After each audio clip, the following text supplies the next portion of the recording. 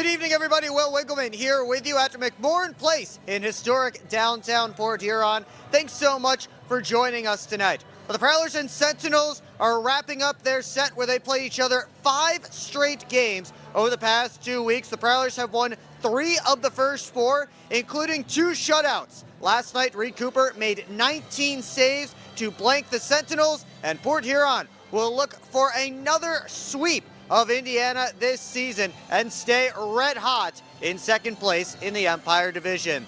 We'll have much more coming up for you on the pregame show next. You're watching Port Huron Prowlers hockey on the PHP Network.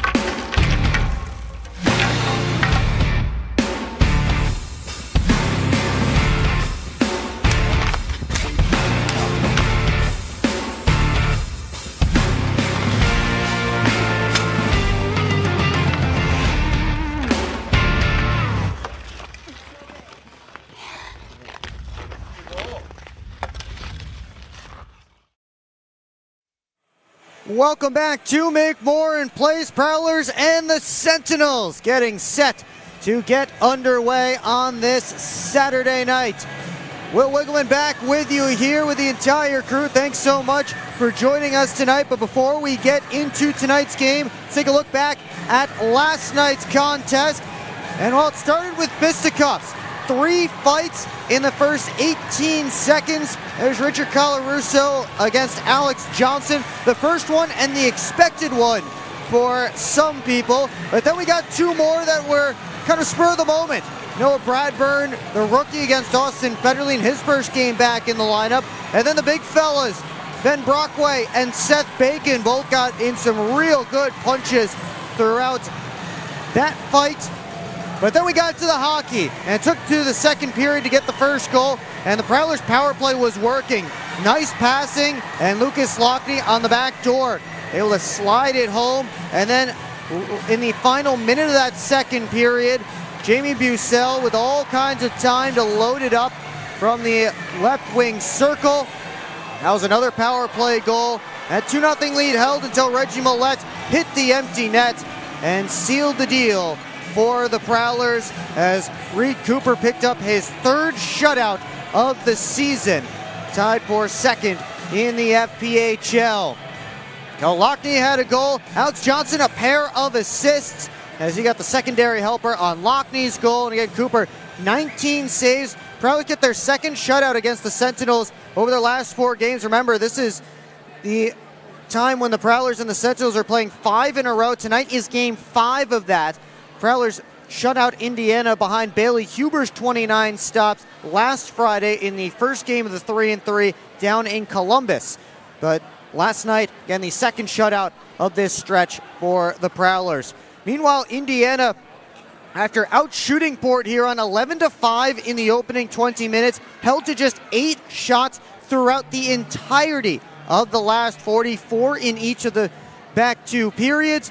So the Prowlers made some great adjustments after the opening frame and found a way to keep Reed Cooper's night very, very chill and not too busy. So that was the 3-0 win for the Prowlers last night. Take a look at the standings in the Empire Division, and the Prowlers have surpassed 80 points now. And how about the Topeka Scarecrows? They've decided that they want 3rd place in the Empire Division, which is something that neither them nor the Bobcats have seemed to want for the past couple of weeks. But the Scarecrows got a win last night, so now they jump firmly into 3rd, a 3-point lead over the Bobcats.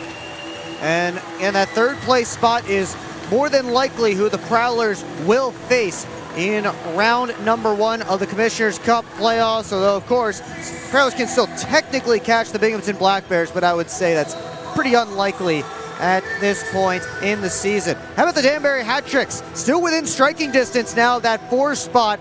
Time is running out on them, but if they beat the Bobcats again tonight, we have a real big conversation to be had about Danbury and Blue Ridge. Let's turn our attention back to tonight's game, though, as they get the crowd hyped up here with our awesome in-arena show. Let's take a look at some players to watch, starting with Indiana. And they got a guy back tonight in Nolan Dawson, a big boy. Dawson listed at 6'5", 215, 17 points in 19 games so far this season with Indiana. He's been with Muick in the Suomi Sarja over in Finland since January, returned this week. He's a big re-addition to this Sentinels lineup that has struggled to score goals.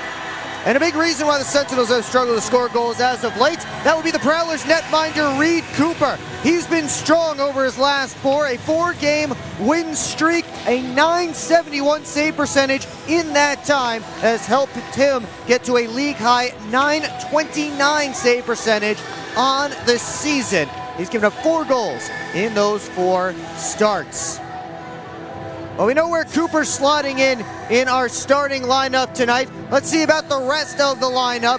Everything is staying the same for the Prowlers tonight, as well, why not? They liked what they saw from a 3-0 win last night, and they will keep Reggie Millette with Bobby Price and Vinny DeCumbis, Austin Federley with Matt Graham and Lucas Lockney, and Blake Anderson with Jamie Bussell and R2 Hagela. Dylan Marty, who came back in the lineup last night for the first time in a while, coming off the IR. He threw a few big hits, and it felt like a real Dylan Marty kind of game when he's able to throw those big hits, and that really affects the game from top to bottom. And we'll see if he can get a few more of those in. And again, those different defense pairings back again tonight. Nick Favaro and Alex Johnson split up once again. Tim Morgan with Favaro, Johnson with Brett Lockhart, they've been paired together previously in the Commissioner's Cup playoffs in past years. So that's not a completely unfamiliar pairing for the Prowlers.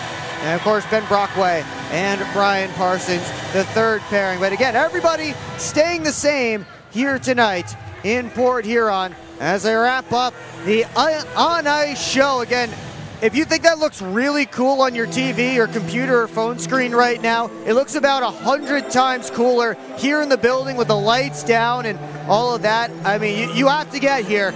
Get your tickets at phprowlers.com/tickets. Prowlers still have 6 more home games left to go this regular season, plus playoffs coming up, and the Prowlers may get home ice advantage for the Commissioner's Cup playoffs as well. So that would be very, very exciting as well.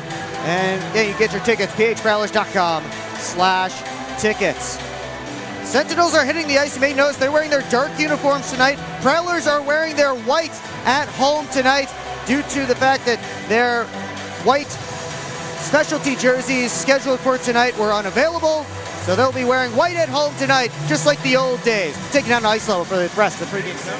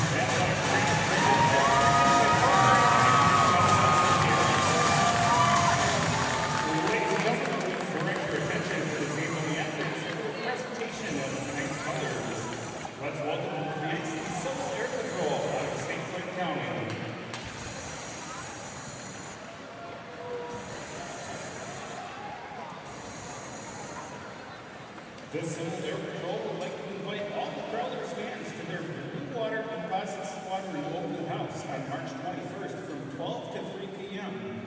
at 275 Airport Drive in Kimball, Michigan. They hope to see you there. Ladies and gentlemen, please rise and gentlemen, may we suggest we lift your caps as we honor America and salute the men and women serving our country with the singing of our national anthem. Presented by Derek by Mike Batchelor.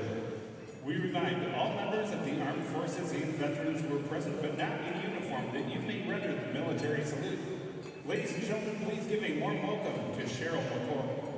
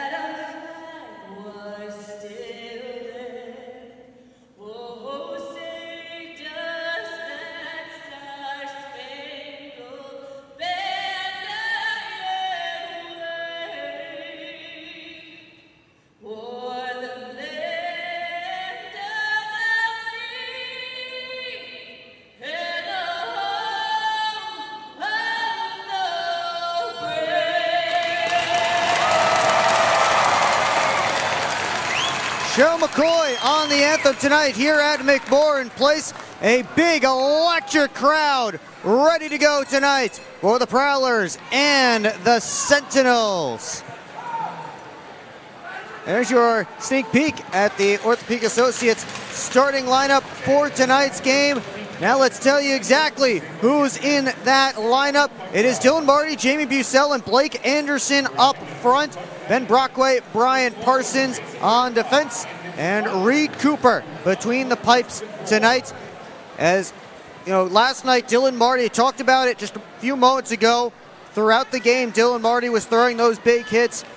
He had a real good one on his first shift of the game, and he's rewarded back in the starting lineup for the second straight night. Reed Cooper heading down to his goal crease. Let's take a look at our starting goaltending matchup for tonight's game. You all know about Reed Cooper, one of the top goaltenders in the FPHL. If you ask Prowlers Associate head coach Chris Paulin, he is the best in the league. 28-1, .224, and a .929 save percentage. Meanwhile, on the other side, a rookie making his pro debut, Matthias Smith, who was signed earlier this week by the Indiana Sentinels out of the University of Wisconsin-Stevens Point. He has not seen any action yet this season. He played 40 total minutes over the last 3 years at NCAA Division III Wisconsin-Stevens Point. So this should be a big test for him in a hostile environment for game number 1 of his pro career. Prowlers going old school tonight, wearing their white uniforms at home. They were expected to wear white St. Patrick's Day themed uniforms this evening, but unfortunately due to things beyond everybody's control, those were not in, so they decided why not display those awesome new white uniforms to the fans here at McMorran.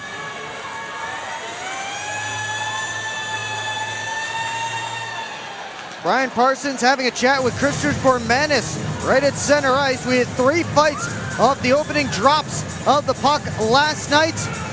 Did we get one off of drop number 1 here tonight? Now Ben Brockway leaning in to talk with Bormanis. Richard Colarusso in there as well. Steve Cowdy is like, come on, guys. Again after last night.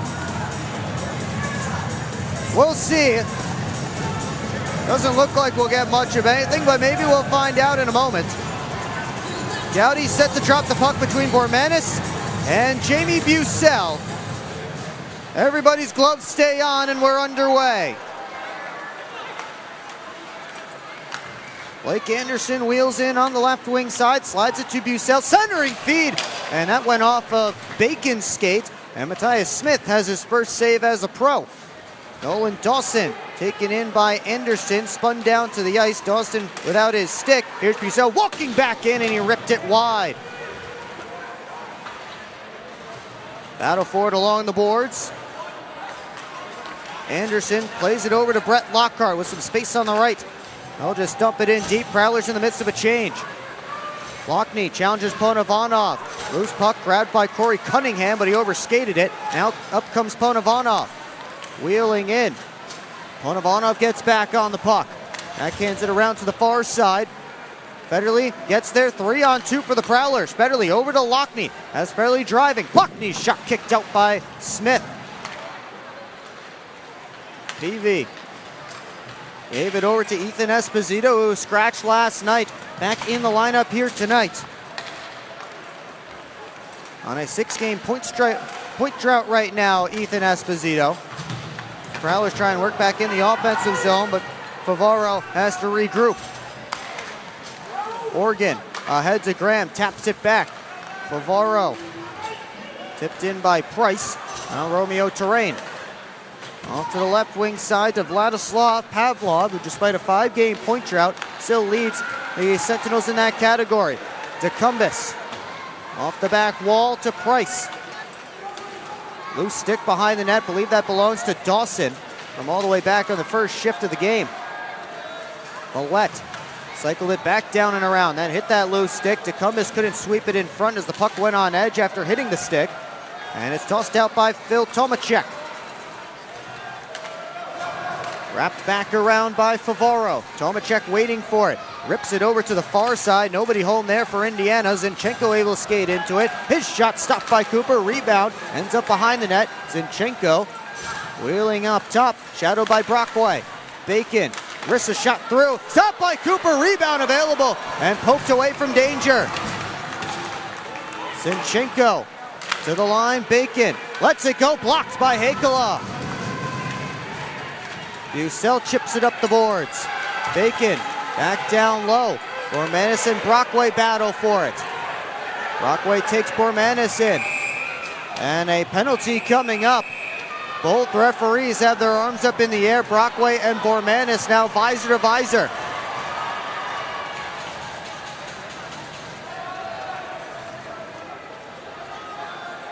We'll see who is headed to the penalty box here. 2:45 gone in the Munger physical therapy first period.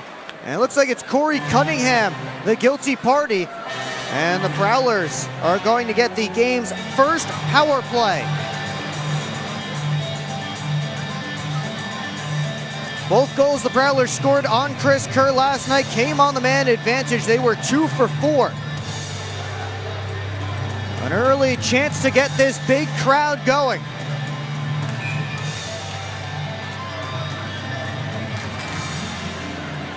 And off the face-off, Ponovanov's taken in.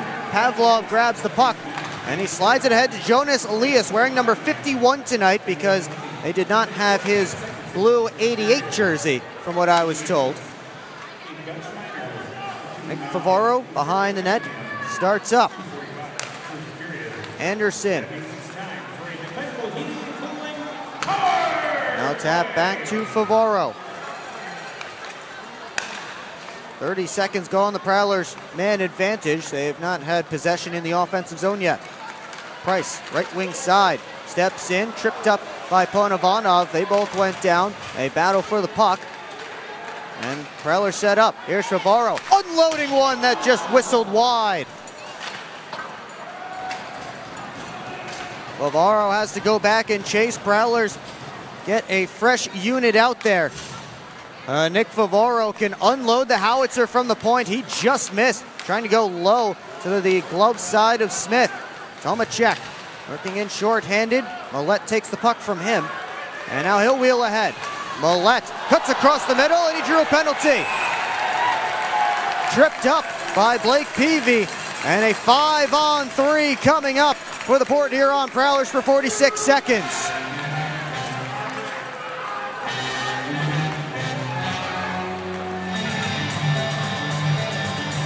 Millet's very good. He's a very good skater. And that might be putting it lightly. An excellent skater, and he can weave. And that caught Peavy's stick in a bad spot.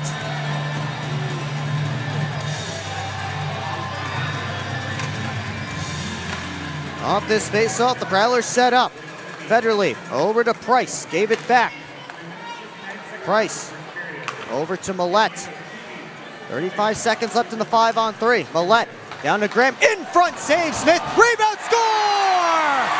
Alex Johnson puts it home! An early icebreaker for the Prowlers!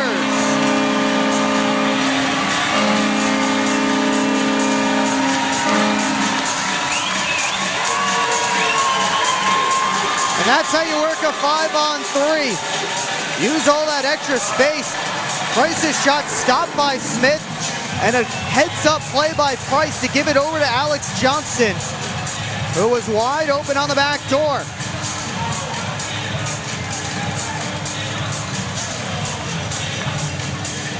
Ninth of the year for Johnson, fourth on the man advantage. And the Prowlers still have 1:43 of power play time to work with.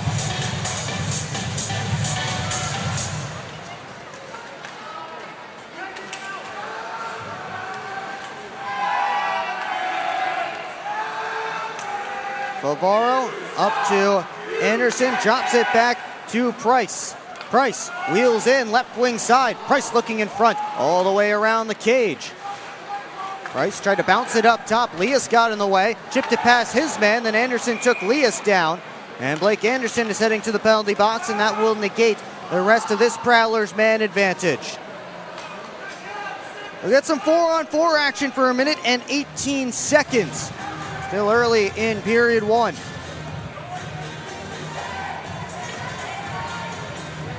Matt Graham and Bobby Price pick up the assists on the goal by Alex Johnson.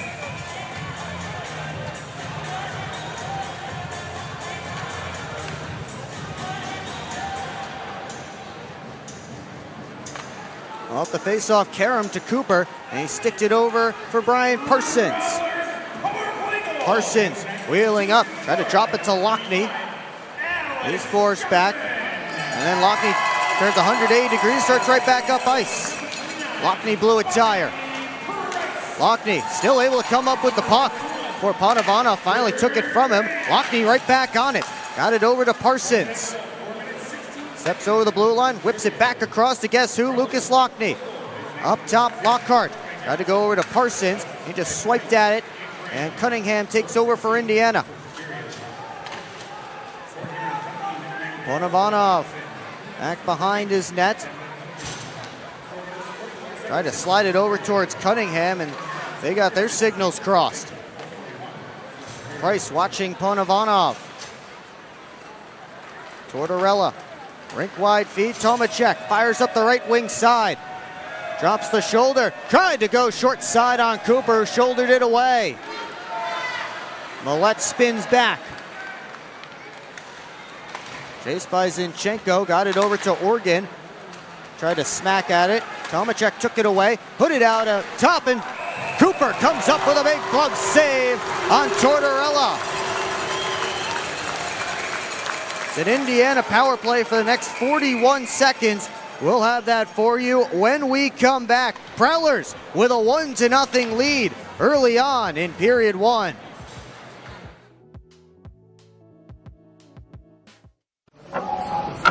This isn't working. LJ, pass me those flyers. No look behind the back pass. It's a whole play. I'll say, come on. Gap up. Close the gap. Close the gap. What are we saying? This isn't working. We need a shift change. Let's bring in the professionals.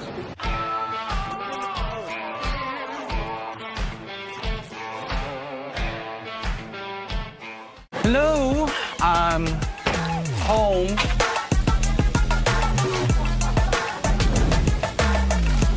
There he is.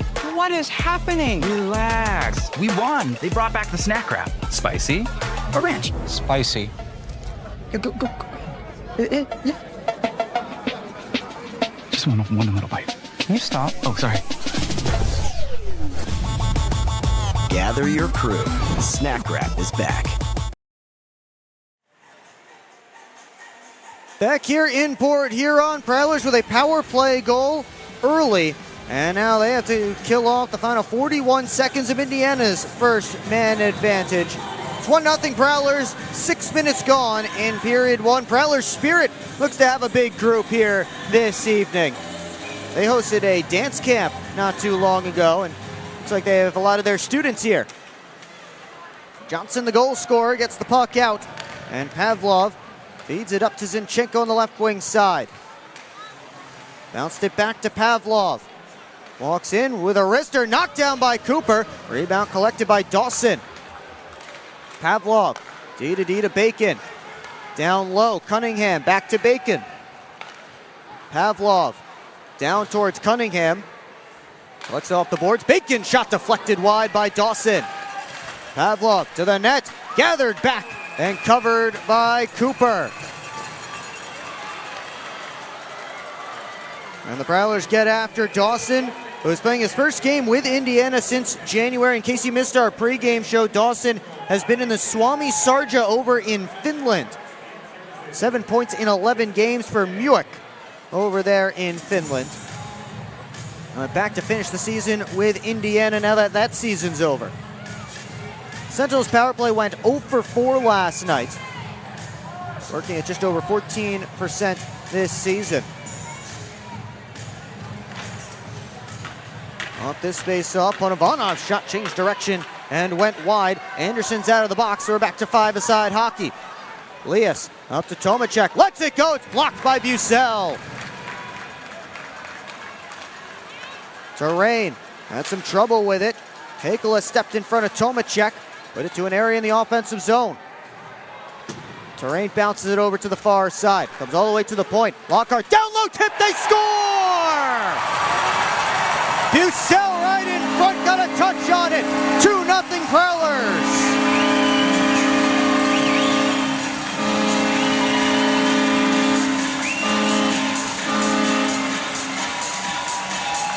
Beautiful shot pass from Brett Lockhart.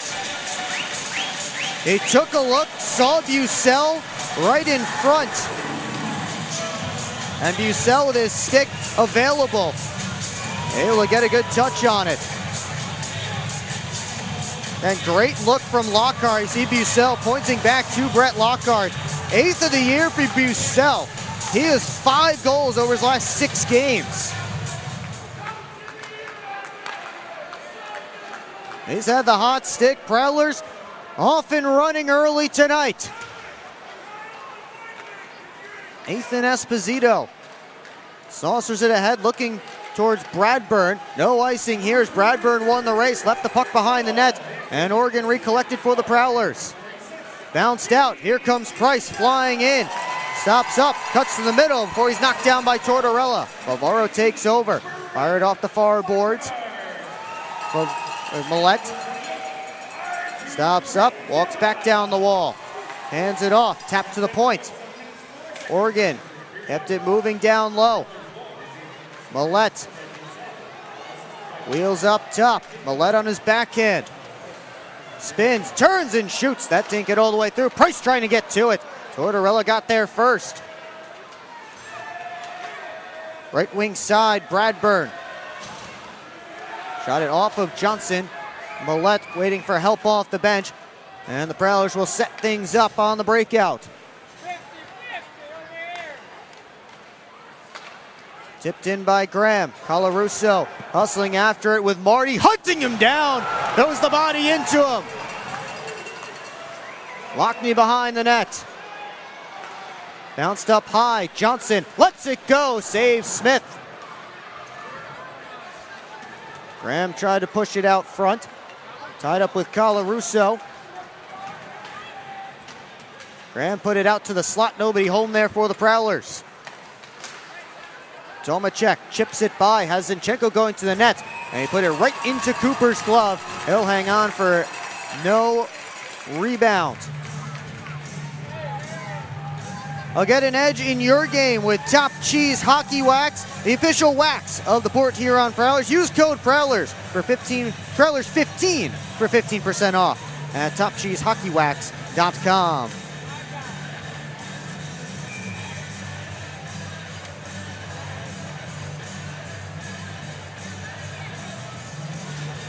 Port Huron's off to a hot start tonight. Maybe due in part to some Top Cheese Wax. Off this face-off, wrap the puck all the way around to Artu Heikkila. Head to Anderson. Steps in, a drive, stopped by Smith. Rebound cleared away by Ponovanov. Anderson wrestles down Smith, and Blake Anderson is going back to the penalty box. And then Ponovanov steps up and gives a shove to Anderson. Linesman getting in the way here to prevent anything else. Referees tonight are Steve Gowdy and Logan Wedekamp. The linesmen Dallas Mitchell and David Fleming. There you see Anderson's stick in Ponovanov's midsection as he spun him to the ice. There's Ponovanov getting a shot in on Anderson. Those two battled and got 10-minute misconducts last weekend. I forget which game it was. I believe it may have been Saturday in Indiana.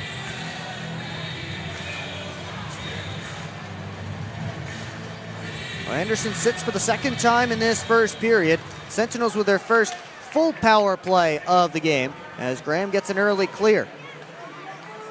Zinchenko drops it back to the point. Bacon let it go. Blocked by Federley. Pavlov got it back to Bacon. Zinchenko up high again. Pavlov with Dawson right in front. Tried to send it across to Zinchenko. I think Organ was the one who got in the way of that pass. Pavlov looking, takes the shot, knocked down by Cooper. He's got the rebound as well.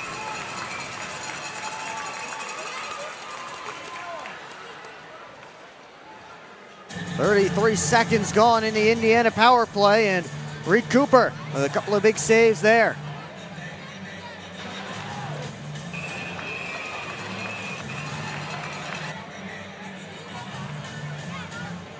Prowlers with some fresh killers out there. Indiana keeps their same unit on as Dawson draws with Millette. Off the drop.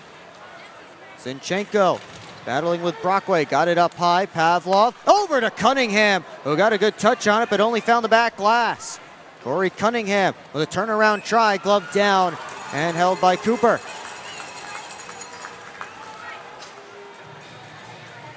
Corey Cunningham, new acquisition this week by the Sentinels, had 3 shots on net for Indiana last night, which doesn't sound like a lot, but in a game where your team had 19, that's one of your top shot on goal producers. Jonas Lias and Vinny DeCumbis on this face-off, tied up at the dot and pushed back by Tomacek. Ponovanov wheels the line, and Tomacek's shot sticked out of play by Johnson. We'll take another timeout and have the rest of this Sentinels power play for you when we come back. 2-0 Prowlers here from Port Huron.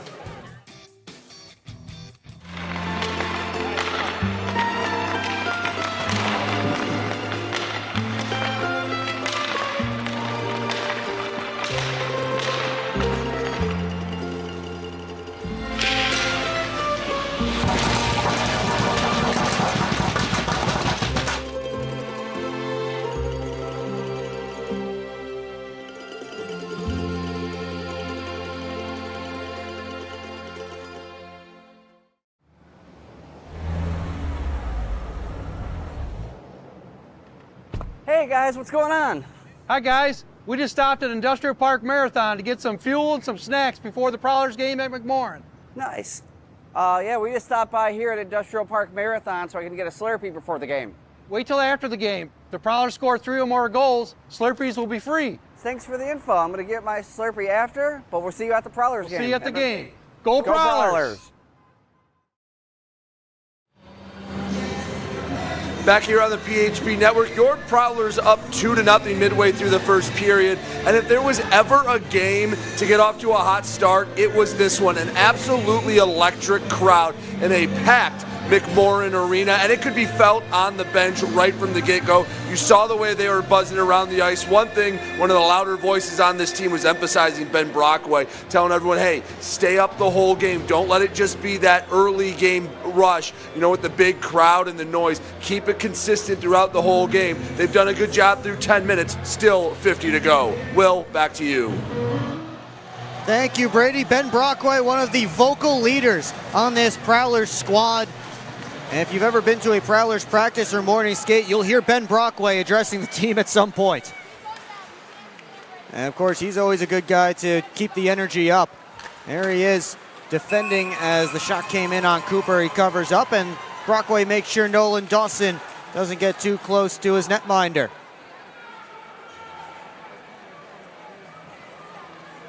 And a lot of talk is given to emotional leaders on a team, whether hockey, football, basketball, whatever sport you're playing.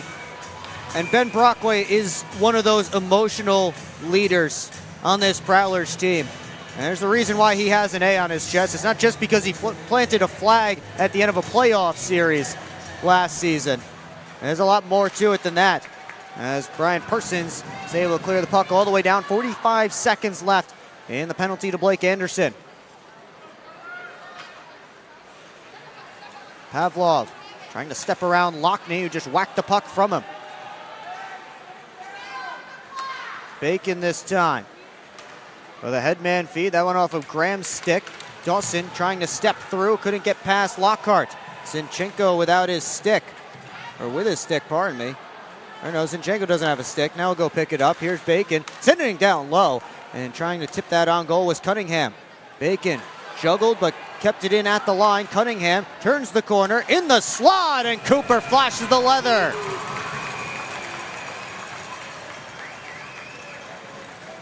Reed Cooper's glove hand is certainly ready to go. He's up to 12 saves already in this game. Take another look at number 12. Good keep by Bacon. Cunningham was moving left, shot back to his right. Cooper with traffic in front, able to make the save. Anderson is standing in the home penalty box, ready to be let loose. Smith smacking his goal stick down at the other end, just to let his team know. They win it forward, and it's tipped past the net. The Prowler got his stick in the passing lane. Bauer knocked down by Favaro. And they blow it dead here, possibly offsides against Indiana. Thumb Rust Control can give your car or truck some new life. Call them today and find out how they can help protect your vehicle from rusting away. Thumb Rust Control, the partner for tonight's St. Patrick's Day celebration. And Jason Radloff of Thumb Rust Control will join us during the first intermission and chat about them. And the Sanilac Stars from Sanilac County Youth Hockey Organization. Part of Thumb Rust Control's package for tonight's game was that the Stars got to play a game on the McMorran Place ice this afternoon. They got their names announced. They got to use the goal horn, all that fun stuff. So if you want to bring your youth hockey team out and sponsor a game and get a game here on the ice, be sure to reach out to the Prowlers. Find a contact form on the Prowlers website, phprowlers.com. Oregon tried to toss it ahead. Dawson looking to settle it down, but the Prowlers able to work it out. 4 Sentinels back to meet Bobby Price, who dances past one. Toe drags Millette over towards the Cumbus. Now Lockhart shot off a stick and wide. Millette settles it down, turns it right on net, and Smith able to hang on with 2 Prowlers right in his grill.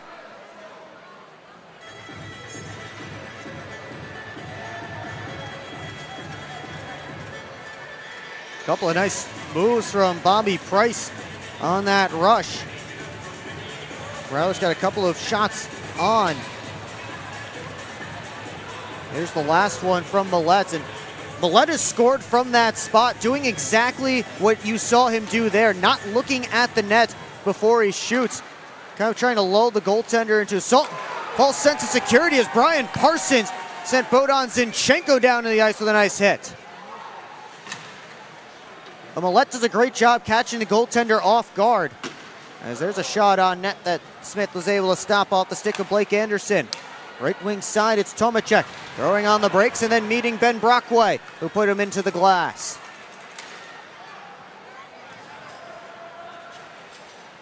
Parsons over to his left to Brockway.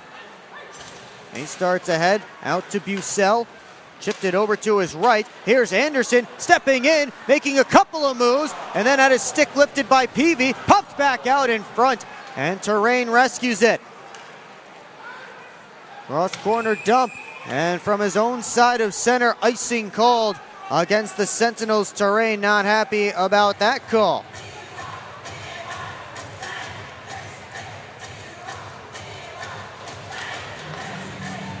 Looked like he was a little bit behind center, but here's Blake Anderson. Maybe just a couple too many stick handles here, as Peavy was right on his back. Nathan Esposito hard off the glass, locked down by Johnson. Shots 12-9 Indiana in this first period, but the Prowlers, the only team on the board. They have 2. Johnson gets the red line, fires it all the way around. Federley picks it up on the other side, wraps it back this way. Johnson at the top. Rim down behind the net. Jumped over Graham's stick. Bauer waiting for it. Has to deal with Federley, who pins him to the glass.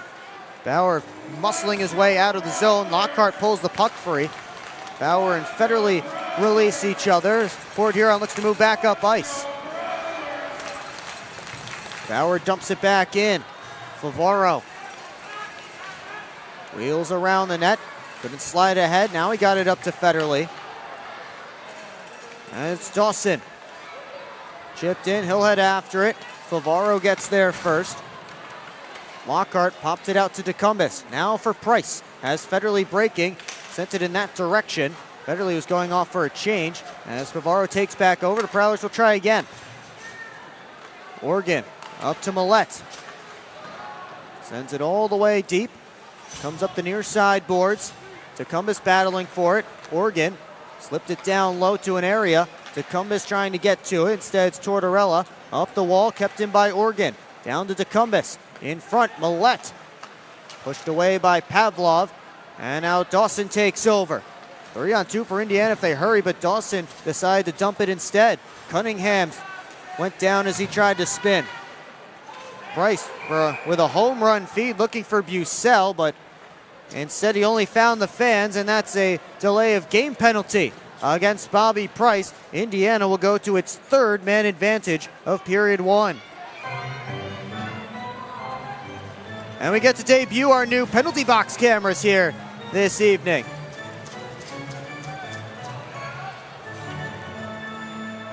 Bobby Price sits in there for 2.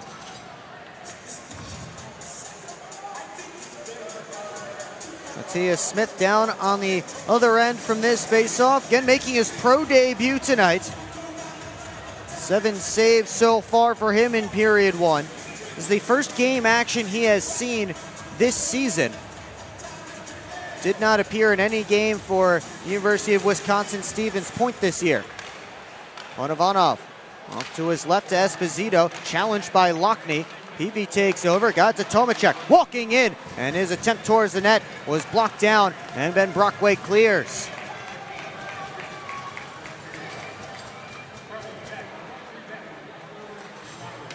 Peavy steps his way in, wrapped all the way around to the far side.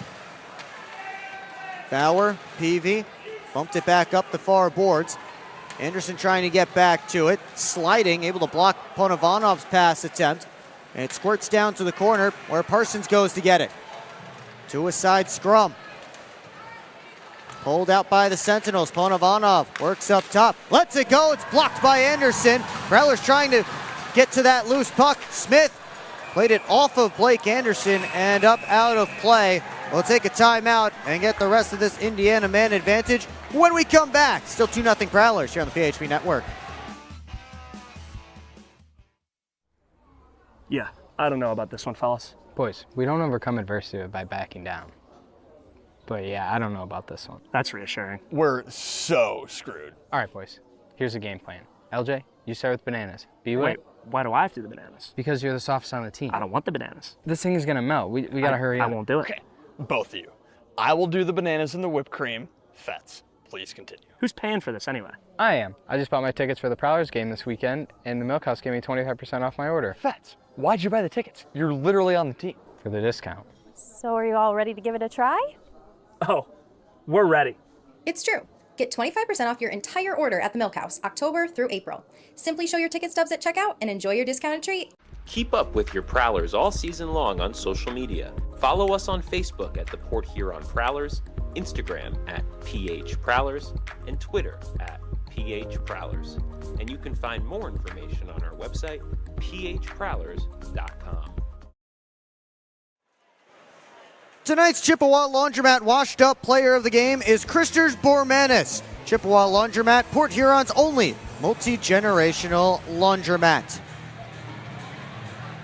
Bormanis signed on February the 27th. This is his 5th game with the Sentinels. He last played in the FPHL in 2019-20, but has spent parts of 8 years in Latvia's top league, including this year, where he had 17 points in 17 games for Riga. Now back in the Fed.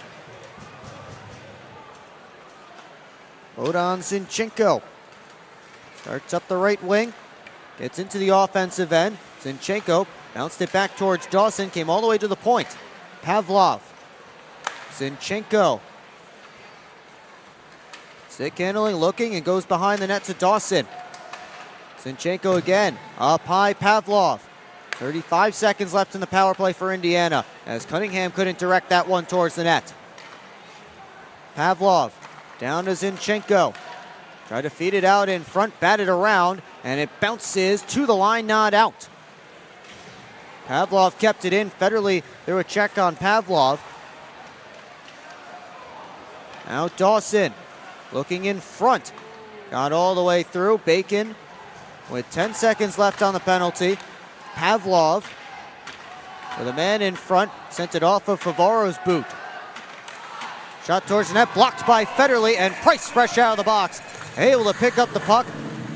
Federley heading over to the Port Huron bench, as the Prowlers are now a perfect 3 for 3 on the PK in period 1. About 3 minutes left to go in it. Goals from Alex Johnson and Jamie Bucell have the Prowlers up 2-0. Prowlers have who they want on the ice, and now they're ready to go. Lockhart ahead to Millette, who tips it in deep. DeCumbus beats Colarusso to it. Price cycled down to Millette, around to DeCumbus. To a side battle. Stuck up in some skates. I believe those are Colarusso skates that the puck is in. Squirts free. Millette spinning, able to find it up top to Johnson. That is attempt towards the net blocked. Millette circles back, gives it to Lockhart. Lead pass to Cumbus, over to Lockney. Terrain got a good stick on it. Lockney bats it towards the cage. Now Tortorella takes over. He turned it right over to Millette. Millette dancing through. Now it's taken back by Indiana. Bauer sends it ahead to Tomacek. Tried to kick it back to Bauer. Graham up to Lockney. Has Marty with him. Graham hustling to join them. Lockney dangles in front looking for Graham. They couldn't connect. Now Tomacek. He tripped over the blue line. Esposito regroups in his own end. Ahead to Pavlov. Just gets it in deep before two Prowlers take him into the boards. Brockway bounced it up the far side. Esposito looking down deep. Leas and Brockway cancel out. Zinchenko taken in by Bucell. Leas hit hard by Brockway. And the Prowlers get it out to Heikkila, 1-on-2. Heikkila spins back, waits for help. Cycles it all the way around behind the net, and it's Bucell taking over. Now for Anderson. Spins away from Tortorella. Try to play it in front, hit Pavlov. And it's tossed out by Indiana. Under a minute to go in period 1. Anderson chips it around Esposito, gets back to it. Anderson finally ridden off by Zinchenko, but he has the puck back. Sharp angle try stopped. Anderson again. Looking up high, Oregon. D-to-D, Favaro for Anderson. Back to Oregon, settles it down, drags, and had it poked off his stick out of the zone by Zinchenko. Oregon, headman to DeCumbis, trying to split through. Price, down to DeCumbis, over to Favaro. His shot stopped. Rebound there. Price scores! Prowlers hard on the rebounds, and they get their third of the opening period.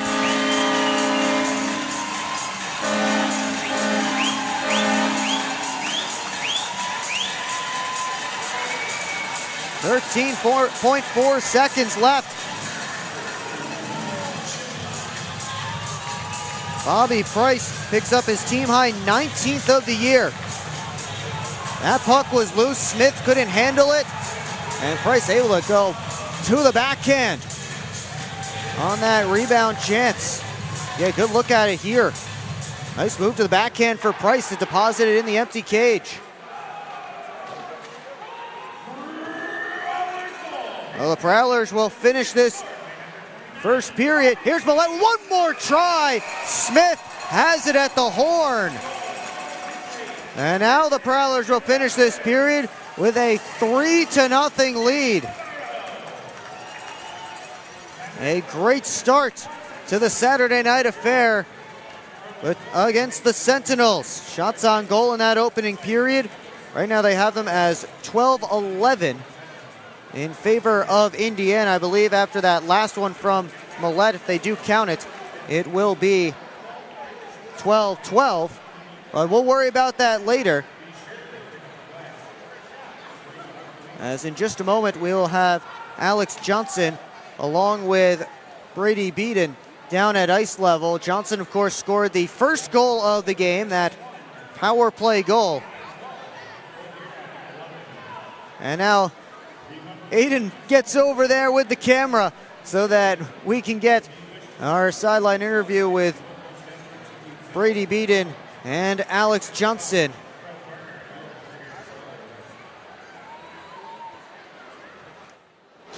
Brady Beaton down here on the ice with Alex Johnson. Alex, a big first period. Let's first talk about the crowd. I mean, could you guys feel the energy from the bench? Yeah, you could feel it immediately when we stepped out on the ice tonight. Hearing the crowd pop as they announce our names, it's just a big night, and we really feed off of that. You guys got it going early. Walk me through that first one. It was nice to get a couple power plays early. We've been executing at a pretty high clip recently. Then they gave us the 5-on-3, and then I buried one from there. I know a lot of the talk on the bench in that first 10 minutes was, hey, keep the energy even throughout the game. How do you not let a big first period peter out in the second? I think we'll just feed off the crowd the rest of the night. It's amazing to see. I love seeing McMorran packed like this, and we'll just keep it going. Well, Johnny, I appreciate it. Good luck the rest of the way. Thank you. Will, back up to you. Thank you, Brady. 8 different Prowlers picked up a point in that opening period, and Port Huron with a 3-0 lead. We have a band from local high school band here joining us tonight. Coming up in the intermission report right here on the PHP Network, chat with Jason Radloff from Thumb Rust Control, some storylines from around the FPHL, out-of-town scores, and much more. It's all coming up right here on the PHP Network. Have you visited the new Prowlers team store? It's located on the southwest end of McMorran Arena, or you can find it anytime at shop.phprowlers.com. And you can scan that QR code on your screen now to get to the online team store. We have Prowlers gear, we have FPHL gear, all kinds of great stuff. So go check out shop.phprowlers.com. shop.phprowlers.com. Now, we'll be right back here on the PHP Network.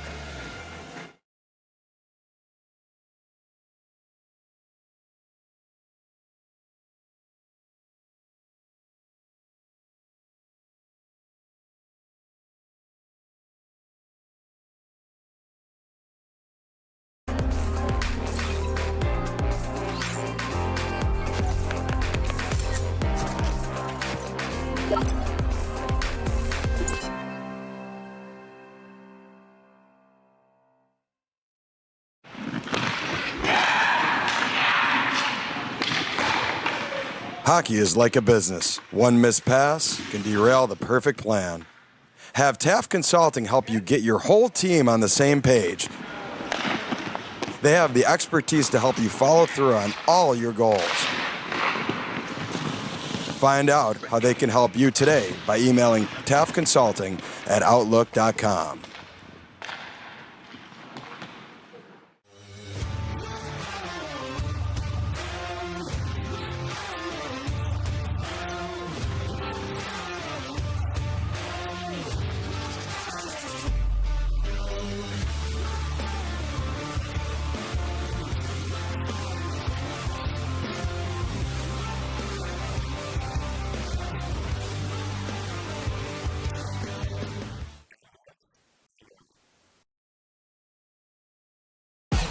What's more authentic than a Hungry Howie's Detroit-style pizza? Nothing. We're not playing around with the pizza of our birthplace. Thick crust, cheese to the edge, sauce on the top. Where it belongs. We've seen a lot of fakes out there. Not here. This is authentic Detroit-style pizza. Order yours now online for $12.99. We sauce the top and rep for the 313 everywhere. We do bold. Hungry Howie's. Congratulations on your engagement again, man. You know, you should get some life insurance. I never really thought about that. How would I do that? We can help you with that at Zach Egan State Farm. Congratulations on getting married, man. Have you gotten a house? We just got one, actually, yeah. Well, if you want, we can help you out with life insurance at Zach Egan State Farm to cover your mortgage. Is Olin a year old now? He is. Wow. Have you guys got life insurance set up on him yet? I haven't even thought about it yet. Oh. How would I go about that? Well, we can help you with that at Zach Egan State Farm. High five? Yeah, hon, we should have gotten life insurance years ago. Hey, Ken. We've actually got a policy for people your age at Zach Egan State Farm. Give us a call. SMR Automotive Systems is part of the Motherson Group and a proud community sponsor of the Port Huron Prowlers. We are one of the largest manufacturers of rearview mirrors for passenger vehicles in the world, with local plants in Port Huron and Marysville. We strive to support our local communities and have positions available for various abilities and experience. Find out more about who we are at smr-automotive.com. Explore the 140 miles of stunning shoreline along Lake Huron. That is Michigan's Thumb Coast. Discover charming coastal towns, serene beaches, and endless outdoor adventures. Stay at cozy hotels, paddle through pristine blue waters, and hit the fairways along breathtaking views. Plan your perfect getaway at bluewater.org. The band is playing here at McMorran Place. How about it? A 3-0 lead for the Prowlers through 20 minutes of play. And I'm up here in the broadcast booth with Jason Radloff from Thumb Rust Control. Jason, welcome up to the broadcast booth. You now get to see yourself on YouTube. Hey, thanks for having us. This is pretty cool. This is really cool. Yeah, so obviously Thumb Rust Control, you guys are sponsoring the game tonight. Can you just talk a little bit about how long have you guys been around and tell people who don't know about you what you do? So we rust-proof your vehicle. I have about 30 years in the auto body repair business, and I was always worried about vehicles rusting away, so I always, sprayed something inside the panels to help preserve vehicles, and then it morphed into its own business. So now my dad does most of the spraying, and we use NH oil undercoating, and, well, anything you do is better than nothing. Yeah, exactly. And so you got your dad over here, right? Yeah, he's right here. He also is an actor in one of our newest commercials, which people who were here for the pregame show got to see. But talk about your partnership with the Prowlers. How'd you start becoming a partner with the Prowlers, and how's it gone for you guys so far? So it's going great. You know, we love hockey, and obviously you've seen the pond on the commercial in the backyard, so we grew up playing hockey. I coach my kids. You know, Grandma and Grandpa love coming and watching them. And we were looking at to, you know, advertise something different out of town. And, well, we come down here for games all the time, so here we are. Yeah, you got to see your logo on the ice, too. And, I mean, how cool is that? I ask every partner that comes up here, how cool is it to see your logo down there on the ice? Oh, it's awesome. It is just awesome. And so the hockey association that we're associated with is the Sanilac County Hockey Association. And we're here, you know, selling 50-50 tickets. And we played a game earlier with our 12U and 14U. And it's a really cool experience. I'm sure the kids love to have that Prowlers goal horn go off every time they scored. Oh, man, the horn's phenomenal. It's awesome. So, and tell us a little bit more about your program. If there are any kids from the Sanilac area who want to get into hockey, how can they find you and get involved? Oh, you can, you know, obviously Facebook's the big one nowadays. Yeah. But, you know, Sanilac, I think it's Sanilac County Hockey Association.com. There's all kinds of info on there. You know, it's relatively inexpensive. We are a lot cheaper than a lot of places. And it's a fun time. And hopefully we're helping you guys keep that cheap with, I saw you had some of the kids out and about fundraising. Well, that's what we're here for, you know, have a good time. And yeah, you see all the little orange hats running around and selling 50-50 tickets. And yeah, so we're raising money to keep, you know, tuition low and yeah, have some fun. Now back to thumb rust. I remember when we were out there, you guys stressed a certain time of year, the best time to go get your car rust-proof. When is that, and why is that? Oh, definitely summertime. You know, it's the last thing on your mind when we get through winter, but you want to do it in the summer. It gives time for that oil to creep inside of all the body panels, and you're not rushed at that point. You know, a lot of people wait until that first snowfall. Oh, shoot, I got to get my vehicle rust-proofed, and it's kind of hard to do a really good job when your vehicle's dripping with water and snow. Yeah. So we got the Prowler bucks. That's a big thing, and we're gonna make my dad real busy this summer with all, you know, everyone cashing in on their Prowler bucks. So. All right, and you give people again the best way to reach you guys if they want to get their vehicle rust-proof. So give my dad a call at 810-404-7016. Give him a call or shoot him a text. Blow his phone up tonight. He's not even listening. Yeah, we're gonna blow your phone up with new clients tonight. We're gonna get some new customers for you tonight. So we'll blow up your phone, and hopefully we can get some more people get their vehicles rust-proof. But Jason, thanks for joining me up here, and enjoy the rest of your game. And again, hopefully the kids enjoy the rest of the game and enjoy seeing their logo down there on the ice. Oh, they will. Thanks a lot. Go Prowlers. 3-0 Prowlers. We'll be right back here on the PHP Network. Welcome to the new era of Prowlers hockey. New owner, new store, new horn, fire, projectors on the ice. Yeah, this isn't your dad's McMorrin experience. This is Prowlers hockey.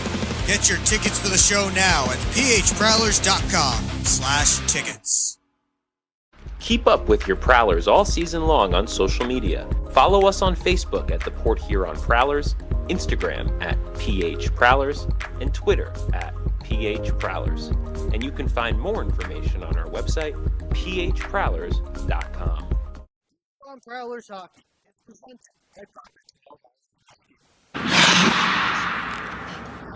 Shot.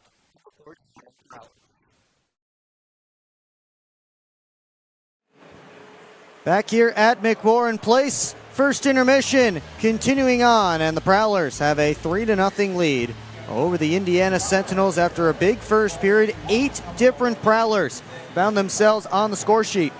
Really spreading it around. Bobby Price, Alex Johnson, and Jamie Bussell, the goal scorers. Before we get into period number 2, let's take a look at what's going on around the FPHL. We start with appropriately, our thumb rust control FPHL storylines. After we just chatted with Jason from Thumb Rust Control, now we get his sponsored graphic here and a few interesting signings going on this week.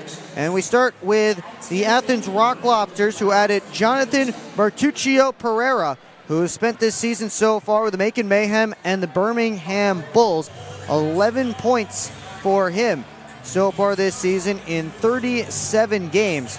And Athens doesn't have too many games left. I believe he will have to play every single game for the Rock Lobsters the rest of the way to be eligible for the playoffs. Bobcats picked up Maximus Macchioni, a goaltender out of Fitchburg State. He is a collegiate signing, so he'll only have to appear in 5 games, and for goaltenders, they can even be the backup. So he will certainly have no trouble getting eligible for playoffs, but he finished this season at Fitchburg 3-4 with a .303 goals against average and a .907 save percentage. The Watertown Wolves got Ahmed Malsagov, a Russian who spent the last 4 years at Lawrence University, hasn't played anywhere yet this season, but again, spent the last 4 years at Lawrence. But since he is not a collegiate signing because he didn't play college hockey this year, he would have to play 15 games to be eligible for playoffs. Not that the Wolves are really going to the playoffs, but just in case, that is a bit of a note. Those are your FPHL storylines presented by Thumb Rust Control LLC. Keeping it around the FPHL, let's take a look at our out-of-town scores presented by Love After Hours Boutique and Boudoir. And we start with the Blue Ridge Bobcats.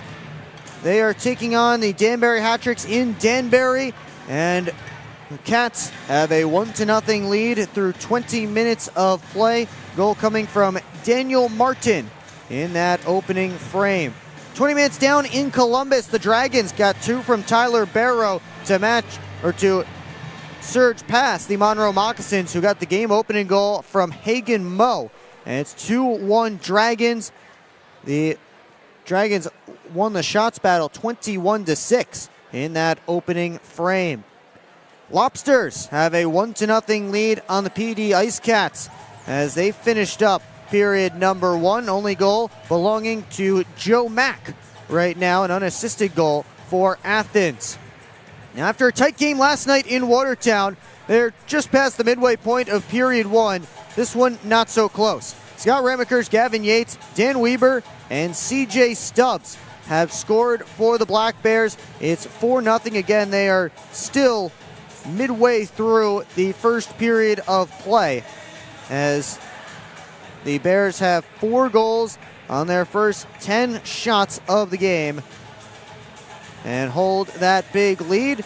Dropping the puck in just about 5 minutes from now, the Twin City Thunderbirds and the Baton Rouge Zydeco from Baton Rouge. 8:05 p.m. scheduled puck drop down there on the Bayou. Of course, here it's 3-0 in favor of the Port Huron Prowlers. The out-of-town scoreboard is presented by Love After Hours Boutique and Boudoir. Use code Prowlers for 15% off at Love After Hours. Let's turn our attention back to this game as we take a look at our Gunther Graphics game stats from that opening period so far. As the Prowlers did get a power play goal. Alex Johnson's goal was a power play goal, but both teams with their Prowlers went 1 for 2 on the power play. Sentinels 0 for 3. And Indiana won the shots battle 12-11, so they did not count Reggie Millet's shot there at the horn. But the Prowlers do take the 3-0 lead into period number 2, as both teams will be hitting the ice shortly, and we'll have that for you here on the PHP Network. But we will take one more time out and be right back with you with the Hungry Howie second period here in Port Huron. Welcome to the new era of Prowlers hockey. New owner, new store, new horn, fire, projectors on the ice. Yeah, this isn't your dad's McMorrin experience. This is Prowlers Hockey. Get your tickets for the show now at phprowlers.com/tickets. Keep up with your Prowlers all season long on social media. Follow us on Facebook at the Port Huron Prowlers, Instagram at PHProwlers, and Twitter at PHProwlers. And you can find more information on our website, phprowlers.com. On Prowlers Hockey, presented by Prowlers. Shot. Welcome to the new era of Prowlers. Back here at McMorrin Place, seconds away from the start of the Hungry Howie's second period. Referees hitting the ice, players will follow suit. And in that first period, I've mentioned it already, Prowlers getting 8 different players on the score sheet. The only Prowler with multiple points in that opening frame, Bobby Price, with a goal and an assist, as Price picked up the primary helper on Alex Johnson's goal. In that first period, the power play goal, game opening tally 4:16 in. Jamie Bucell from Brett Lockhart and R2 Hakela. Matt Graham picked up an assist on Johnson's goal as well. And then Price from Vinny DeCumbis and Nick Favaro. Prowlers going white at home tonight. Little old school look. And a chance to show off the new road jerseys to the home fans. And it looks like Indiana has pulled the plug on Matthias Smith, who finishes his pro debut with 8 saves on 11 shots. Reed Cooper went 12 for 12 in that opening frame, but it's Chris Kerr down in the Indiana goal crease. So a new goaltender out there, Kerr. So last night, 38 of 40. He was fantastic and certainly not the reason the Sentinels lost. There you see him there. 3-7-2 with a 3.5 goals against average and a 9.03 save percentage. Both his goals against average and save percentage improved after last night's game. But again, Smith's pro debut is over, and one that he would probably like to forget.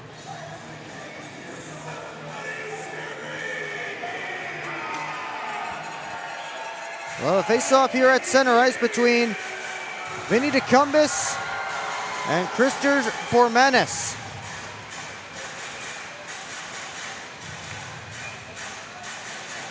Prowlers switching something up with their lines as Matt Graham was centering Millette and Marty for the first period opening face-off as we're underway here in period 2. Bormanis streaks into the offensive zone, moved it up top. Bacon's shot deflected up out of play.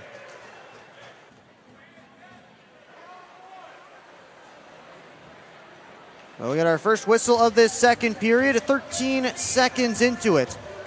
Tim Morgan and the Prowlers will deal with a defensive zone draw. Millette will take it, this time against Dawson.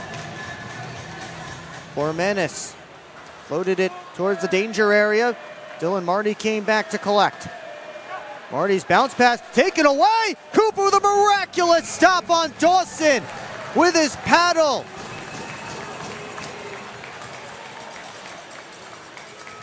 Reed Cooper stretched out, put his paddle and his pad down, and kept the puck out.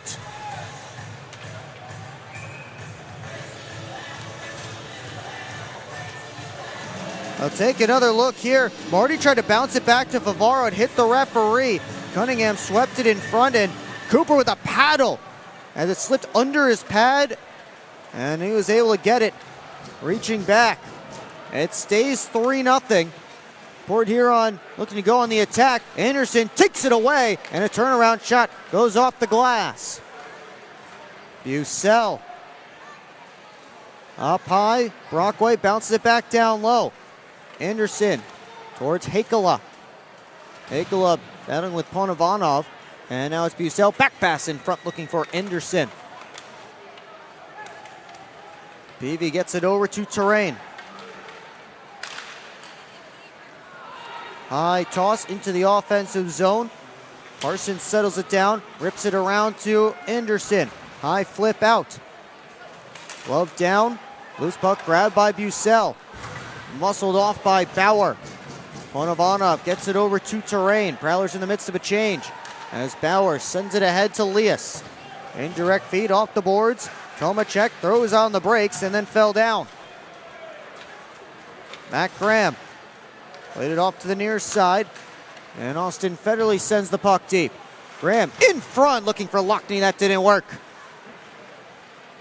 Lockney looking back towards Graham. Now it's Lockhart up top. Got through him, Zinchenko. And Lockhart cancel out. Here's Tomacek. Up to Zinchenko. Slipped it wide along the ice. Pavlov down and around. Zinchenko up high to Tortorella. Lets it go through traffic. Blocked by Graham. He skates into the puck and starts up ice. Left wing side, Federley. His shot blocked. And Oregon retrieves back at center as the Prowlers were finishing up a defensive change. Favaro, D to Oregon. Sends Millette on his way. Millette slips past Pavlov. Moves it around to the near side. Cunningham the only one there. But he played it right into Decumbus. Price causing some trouble as well, but Pavlov able to get it out to Dawson. Tortorella waits for the dump. 3 Prowlers, 2 Sentinels digging away along the wall. Oregon for Decumbus. Now on to Millette. Couldn't send Price in. Tortorella with 4 Prowlers back. Tortorella's long range shot stopped by Cooper, poked out, and Bormanis scores.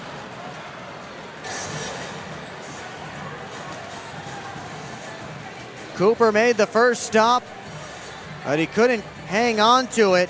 Poked it back out, and Christers Bormanis has his first goal as a Sentinel. And a harmless looking shot from Max Tortorella. Cooper dove out with the goal stick, and Bormanis had it right on his tape. He slides home, and his first as a Sentinel.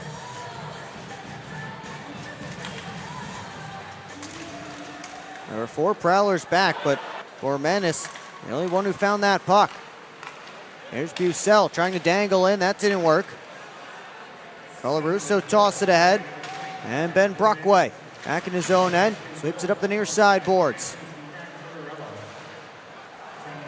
Bucell for Anderson. Has Hakala with him. Tried to slide it there. Bacon cut it off. And now Esposito steps in front of a pass. Has Lias going to net. Esposito towards Lias. Cooper got the pad down, and he hangs on. And then Anderson tackles Lias.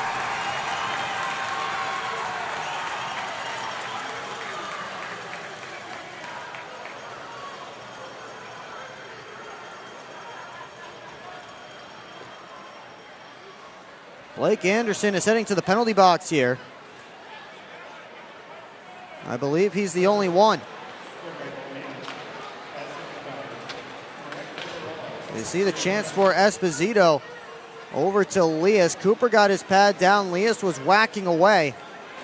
And Anderson took exception to that, got Lias up high. Blake Anderson in the penalty box for the 3rd time. Sentinels' 4th power play of this game.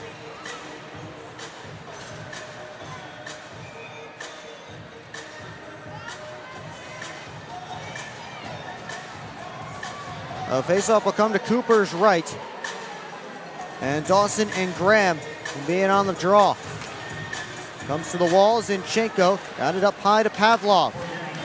A chance for Indiana, draw within 1 here. Batted around.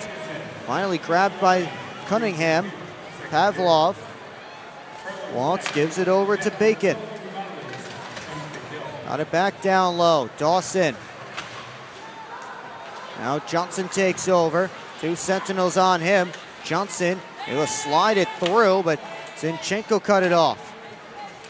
Shot from the point by Bacon, tipped wide. And Cooper may have made the save. Dawson was right in front. Cunningham tried a centering feed, bounces to Pavlov, in front, backdoor play. And Zinchenko just shanked it. Prowlers clear, but not all the way down as it hit the linesman. Zinchenko, though, brought in that pass from still inside the Prowlers zone, and Port Huron catches a break there, offside called against Indiana.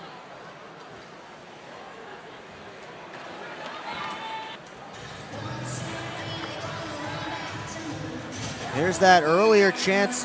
Pavlov sent it across for Zinchenko. That was a backdoor opportunity for the Sentinels' leading goal scorer.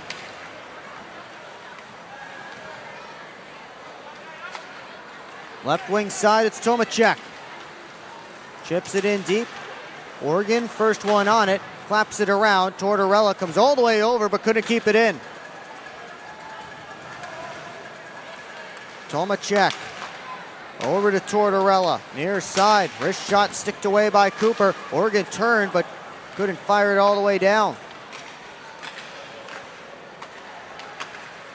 Esposito cycled it down deep towards Bauer. He's battling with Oregon. Bauer fighting through checks, handed off for Esposito. Bavaro trying to dig the puck free.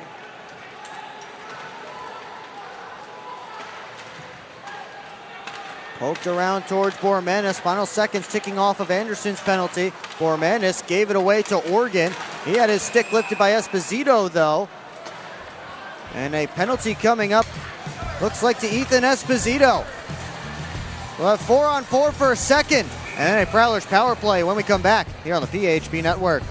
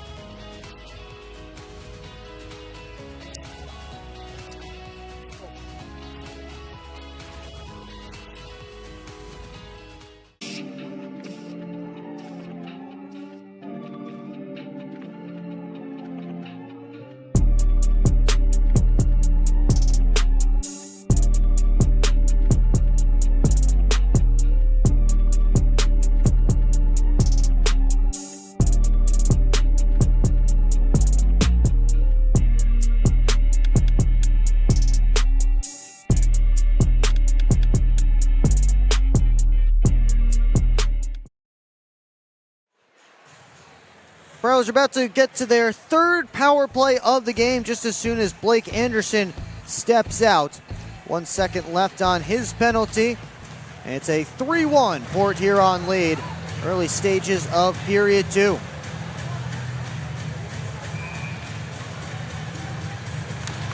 Off the draw comes right to Kerr. He covers up. Anderson steps out of the penalty box, and now the Prowlers can put out a full power play unit.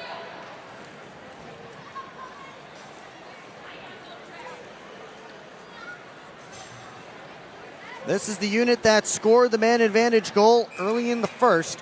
Alex Johnson, well, not the full unit, as Bobby Price was out there as part of the 5-on-3 unit, which looks a little bit different from the 5-on-4 unit. Millette, trying to bounce it back. That one goes hard off the Zamboni door, and it's sent out of the zone. Austin Federley getting to it. Now Lockney wheels ahead. Millette looking, and he'll pull back. Millette down to Johnson. Up to Millette. He walks, looks, shoots, and a glove save by Chris Kerr. And now we'll welcome a special guest up to the broadcast booth, Prowlers alum Kenny Stiles. Hey, I appreciate that intro, Wiggles. Nice to see you. Kenny, the best jersey to wear at a college darty, Stiles. But Welcome back. Is it your first time to McMorran this season? Second time, snuck in when Watertown came to town. I had a buddy on the team. You know a guy, huh? Yeah, Zach Ross, nice guy. Oh, on the other team. Yep. Of course, I know a couple guys on the team, but. Prowlers working it around on the power play. Blake Anderson spins off a check, tried to shovel it back down deep. Bucell pulls it out, up to Favaro. Walks, gives it down to Bucell. Steps up top, Favaro down the wall, looking in front, drags it. And Kerr may have gotten a piece of that. Hikela got knocked down in front. Now he's grabbing his face. I think R2 ended up actually saving that one instead of Chris Kerr there. Look at a towel and get a look at the bench.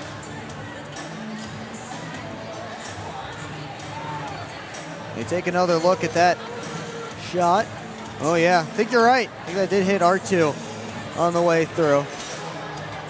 Oh, way to be in front of the net though, right? I mean, right? Sometimes it happens. Sometimes it happens. He's in the right spot, just a little, got tipped right in the grill.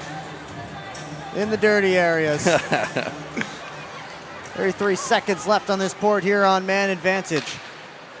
Austin Federley retreats. Up to Reggie Millette. Turns the corner and heads up ice. Lockney gets away from Zinchenko. Down behind the net to Graham. Back to Lucas Lockney. Up to Johnson. Now Federley. Final seconds ticking off the Prowlers power play. Federley fakes the handoff. Walks in. Federley all the way around the net. Still with it. Federley hands off for Millette. Just floats it that direction. And it ends up in the far corner. Tomacek rims it up the near side boards. Millette waiting for it in neutral ice. Chips it around Zinchenko. Graham takes back over. Now Federley with his teammates streaming off the bench on a change. Graham couldn't move it ahead. Brockway backs him up. Handoff for Marty. Moves it to the middle. Millette steps into it and his stick went further than the puck as it snapped on him. Now a 2-on-1 the other way, 3-on-1. Bermanis. Great play by a diving Brian Parsons to stymie that rush. And now the Prowlers the other direction. It's Marty in front, tipped over to the corner. Tortorella taken in by Marty, spins off that check. Pavlov, long feed all the way ahead. And now it's Dawson. 11:15 left to go in period 2. Anderson ran into Dawson, got a good piece of him. Dumped back in by Dawson, and that is an icing against the Indiana Sentinels. Kenny, what have you been up to? I ended up I got a job, I'm a materials analyst for a performance engine company now, got into the real world, but enjoying it, having a good time, and checking out the Prowlers anytime I can. This is a very, very fun team to watch. A lot of new stuff since the last time you played here. I mean, the ice projectors, how cool are those? Oh yeah, the whole production you guys are putting on now is unbelievable. It's like, it feels like I'm watching live national television when I'm watching a game on YouTube. It's unbelievable. And you got to come up here and see how it's all done. Yeah, I appreciate the invite for sure. Well, I knew you had the experience, so I could trust you up here. Appreciate that, Wiggles. Appreciate that. A long pass goes awry, missed Decumbus, but Decumbus wins the race for icing. He gets back on the puck, cycles it down low to Bobby Price. PV taken in by Millette. Pavlov slid ahead towards Cunningham, but he couldn't find it. Favaro tried to go up to Decumbus, hit a skate. Here comes PV. Floats it in front, sticked away by Cooper. Max Tortorella. Right up the gut. Gave it off to Cunningham. Driving the net, backhander rose over top of the cage. And Karam's all the way back out to neutral ice. Bauer up to Lias. Slams on the brakes, over to Zinchenko out of his reach. Zinchenko and Favaro go after it. Loose puck grabbed by Organ. Bonovanov for Lias. Now Zinchenko. Try to back pass in front to nobody. And here comes Graham. Cross corner dump. Flagged down by Ponovanov as the Prowlers faithful serenade Everett Thompson, the Sentinels head coach again. And there's a penalty coming up against Brendan Bauer as he hit Alex Johnson from behind. And now the Prowlers going after Bauer, Lockhart, and Graham. Graham has the gloves down as this will be Bauer's first fight. And Graham drags him down to the ice. Bowers didn't want a piece of that at all. That was a dirty hit. He deserved to get one there, but looks like he didn't want a piece of that at all. Savvy veteran Matt Graham able to pull him down, and there's a good shot of Alex Johnson. Take another look. Lockhart kind of lost an edge there. But there you see both Lockhart and Graham going after Bauer. And that's a scary situation, right? Yeah, right. I don't want to be between those two when they're angry. Look at this jersey pull. Unbelievable. Exactly like you said. Savvy move there. Get the jersey over the head. Oh, that would have been dangerous. Where's your fighting strap at, Bowers? Johnson getting helped over to the Prowler bench, but that's because his skate blade came out. Hey, Chris Poland and Everett Thompson are having a conversation. Uh-oh, here we go again. Oh, Thompson opening the door. And I'm sure you guys can hear the crowd too. They're getting into it too. Uh-oh, watch out, everybody. Chance of Pauly from the Prowlers faithful here. Paulin has settled down a bit. Good for him for protecting his players, though. I mean, that was pretty dangerous play there, and it even broke Johnny's skate there for a second, so that obviously dangerous play. Oh, fans will get into this one. There they are, Section 9. You know a thing or two about Section 9. Loud and proud every night. I think it gives us a real nice home advantage when we're playing here for sure. You also know about Chris Paulin getting fired up on the benches during games. Yeah, I think other people are lucky he played goaltender because he might have been at least 50 fights a year, maybe even. Yeah, he loves to get into it. Yep. Oh, man. Matt Graham and Brendan Bauer are both in the penalty boxes. Nothing has been put up on the board yet. Look at that. Got new penalty box cameras now. But we'll see. Steve Gowdy and...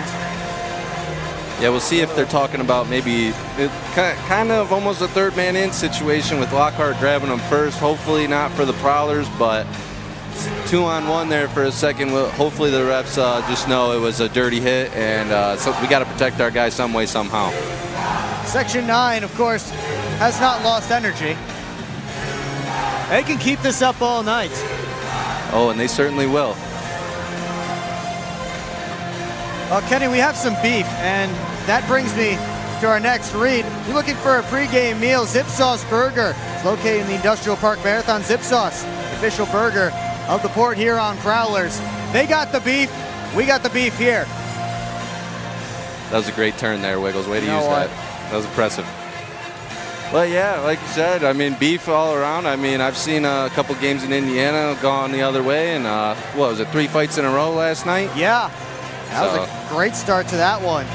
Oh, yeah, you got to love that energy, right? Both teams want it.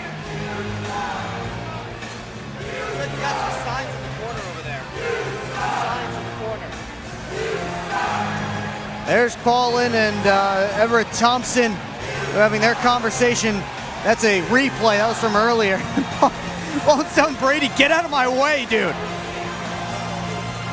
Yeah, I know Brady likes to try to step in and be the man there, but you got to let the boys go sometimes. And obviously, Paulin and Thompson know it's not the right thing to do to get in a fight, but they're going to get face-to-face if they can and start getting into it. Those are two fiery competitors for sure, as Steve Gowdy and Logan Wedekamp are giving their decisions to the captains and the coaches.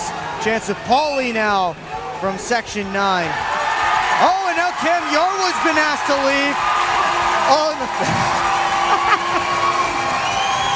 the fans love it, obviously. Like they said, you suck. The crowd pop is unreal. As soon as the ref pointed, the crowd pop from Section 9 and beyond. They're even going to say goodbye to him. That's unbelievable. Aiden following him out. Look at it. We got security Look at following him Aiden. on the way out. Aiden with the camera following him out. Oh my goodness, this is something else. Yep, these teams have created a heated rivalry, and not even, what is it, probably 6 games, this is 7th, 8th game now. The rivalry is heated up. Yeah, it looks like they got Lockhart. Maybe, yep, looks like it. Like I said, maybe a third man in situation. Who knows? We'll see what they put up on the board. The atmosphere here is just unbelievable. I know it looks cool here on the PHP network, but you got to be here to really enjoy it. And yeah, the goosebumps are flying right now. Everyone's very, very, very pumped up. there goes Cam Yarwood. After he got kicked out, the assistant coach for the Sentinels. There goes Aiden. You saw Aiden there right at the end of that clip. Aiden hustling out there to get that video. Attaboy, Aiden. Hardest working cameraman in the league. Yeah, you got to work hard to get those shots, right? Attaboy. Yeah. Oh, yeah. Well, looking like, I think I've seen Federally say 5-on-5, so no harm, no foul, I guess. Even though Grammer did get his jersey over his head. You know what? When all this stuff happens, I think sometimes they just throw their hands up in the air and say, you know what? 5-on-5. We keep going. There's a look at our both penalty boxes. Matt Graham and Brett Lockhart on your right. Romeo Terrain and Brendan Bauer on your left. Yeah, and as a player, you do appreciate that. It's like you're protecting your player. And sure, 2 guys grabbed him, but everyone knows that when something like that happens, it's time to go. So I'm glad the refs kept it 5-on-5 here. And the action has really opened up here in the past 5 minutes. Teams are flying up and down the ice, and the game's getting intense. So we should have a good last 30 minutes here, and we'll see what happens. Well, I'm glad I had you up here because this was a lot more fun to talk through with someone. Yeah, this is a perfect timing, right? Yeah, right time.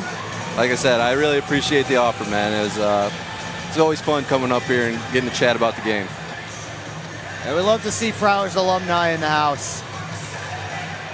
Best place in the world, at least for the Fed. Ryan Parsons wraps the puck deep as we're back to hockey here. Vladislav Pavlov took a hard hit from Dylan Marty, and Marty's getting a penalty for that. Cooper catches the attempt on net, and this one will not stay 5-on-5. Yeah, it looked like Marty might have left his feet there a little bit and caught him a little high. It looked clean at first, but now that I'm thinking about it, he kind of jumped up in the air a little bit, and you know that you got to make a call there. And Bridget Smith, the Prowlers trainer, out there along with Joey Rabb, the Sentinels equipment manager. Looks like Vladislav Pavlov may have gotten cut open there on that hit. He had the towel on his face. Take another look here. Let's see if his feet stay on the ice.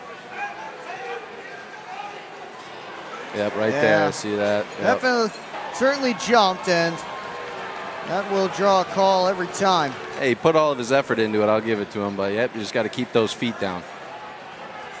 Well, it's same thing, and the refs are trying to keep it under control too, right? There was just a fight. Yeah. And you can't. But it was almost a clean hit. Like I said, just can't leave your feet. Another long conversation, another delay here. That's the midway point of the Hungry Howie's second period. Things have heated up. So, we'll give you all the penalties from earlier. Matt Graham and Brendan Bauer, 2 minutes each for roughing. Brett Lockhart also got 2 for roughing. Everett Thompson got 2 for unsportsmanlike conduct. And Cam Yarwood, abuse of officials. He is out of the game. So all those 2-minute penalties evened up, and Everett Thompson.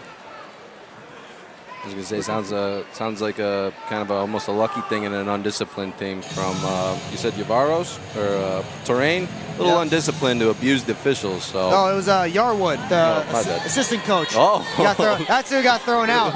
Yeah, he's the one who was abusing the officials. Can't be doing that, especially sitting on the bench. You gotta keep it under control for the boys, right? Kenny, I think it's time for a TV timeout. We'll send you there. I have no good way to throw it to it. We'll play the commercial.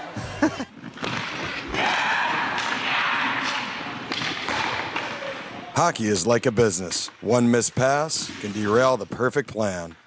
Have Taft Consulting help you get your whole team on the same page. They have the expertise to help you follow through on all your goals.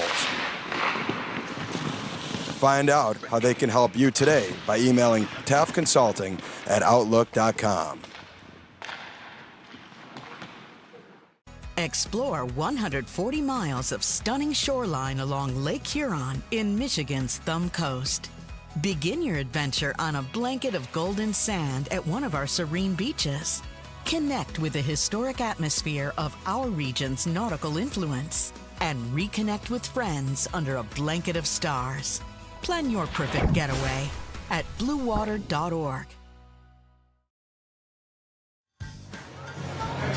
Back here on the PHP Network, 9:13 to go in the second period. 3-1 Prowlers on top. To say emotions are high would be an understatement. Obviously, the last little bit, the last 5 games have boiled over. I can tell you, Indiana Sentinels coach Everett Thompson did not like that last hit. After the hit, he could be heard saying to his team, if you see a knee, take it out. Yeah, things are getting very testy down here. Let's hope cooler heads prevail, but Will, you know, we've been around this a long time.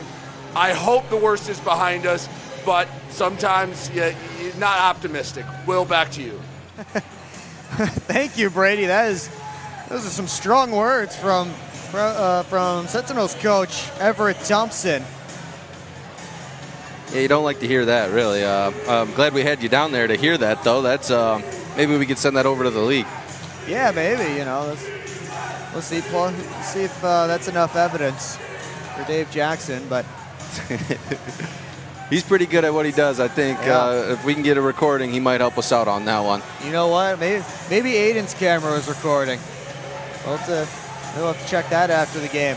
There's still a long conversation going on. I believe they are reviewing Dylan Marty's penalty right now on the iPad over by the penalty boxes, which does not bode well for Marty or the Prowlers because they would only do that to try and see if there was a major penalty. And you see all the rough stuff going on.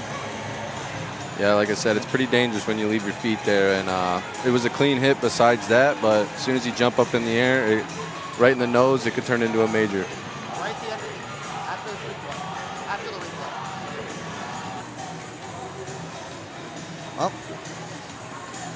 Well, the Prowlers are on the ice, so grab a glass of Proper 12 Irish whiskey. Proper 12, the official shot of the Port Huron Prowlers. Please drink responsibly. The Prowlers and the Sentinels are now off their bench, trying to skate around and get themselves loosened up and stay warm. This is not the first time this has happened to the Prowlers this season, where they've had everyone get off the bench and skate around, but here's the hit again from Marty. And it looks like we're getting our ruling here. They're done with the review. And since they are not pointing Marty to the door, doesn't look like there will be a major. Just 2 minutes up on the board for Marty, and fans are noticing the replay of Cam Yarwood getting tossed. I think that's a fair review there. I mean, sure, he was just trying to lead with his shoulder, and sometimes it happens. You can't control everything, right? He's a skilled player. He's just trying to make a good hit, and sometimes your momentum carries you up, right? He's a guy who hits with a lot of momentum. Yeah, he's caught me at practice before when he first came to the team, and oh boy, he can hit good. So this will be the Sentinels' 5th power play of the game. They are 0 for 4 so far.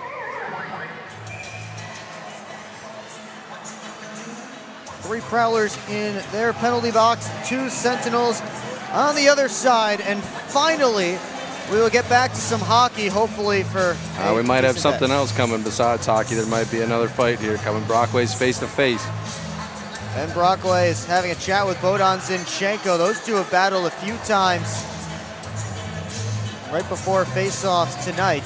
You know Brockway's not scared. He's ready for any customer that comes his way. Ben Brockway will seek him out. All right, we will get some hockey. Okay, sounds good.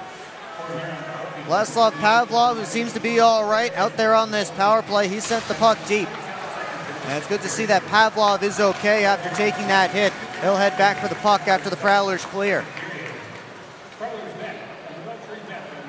Pavlov sends it to his left to Zinchenko. This pass went off of Austin Federley, and that drew the entire play offside. 8:47 left to go in period 2.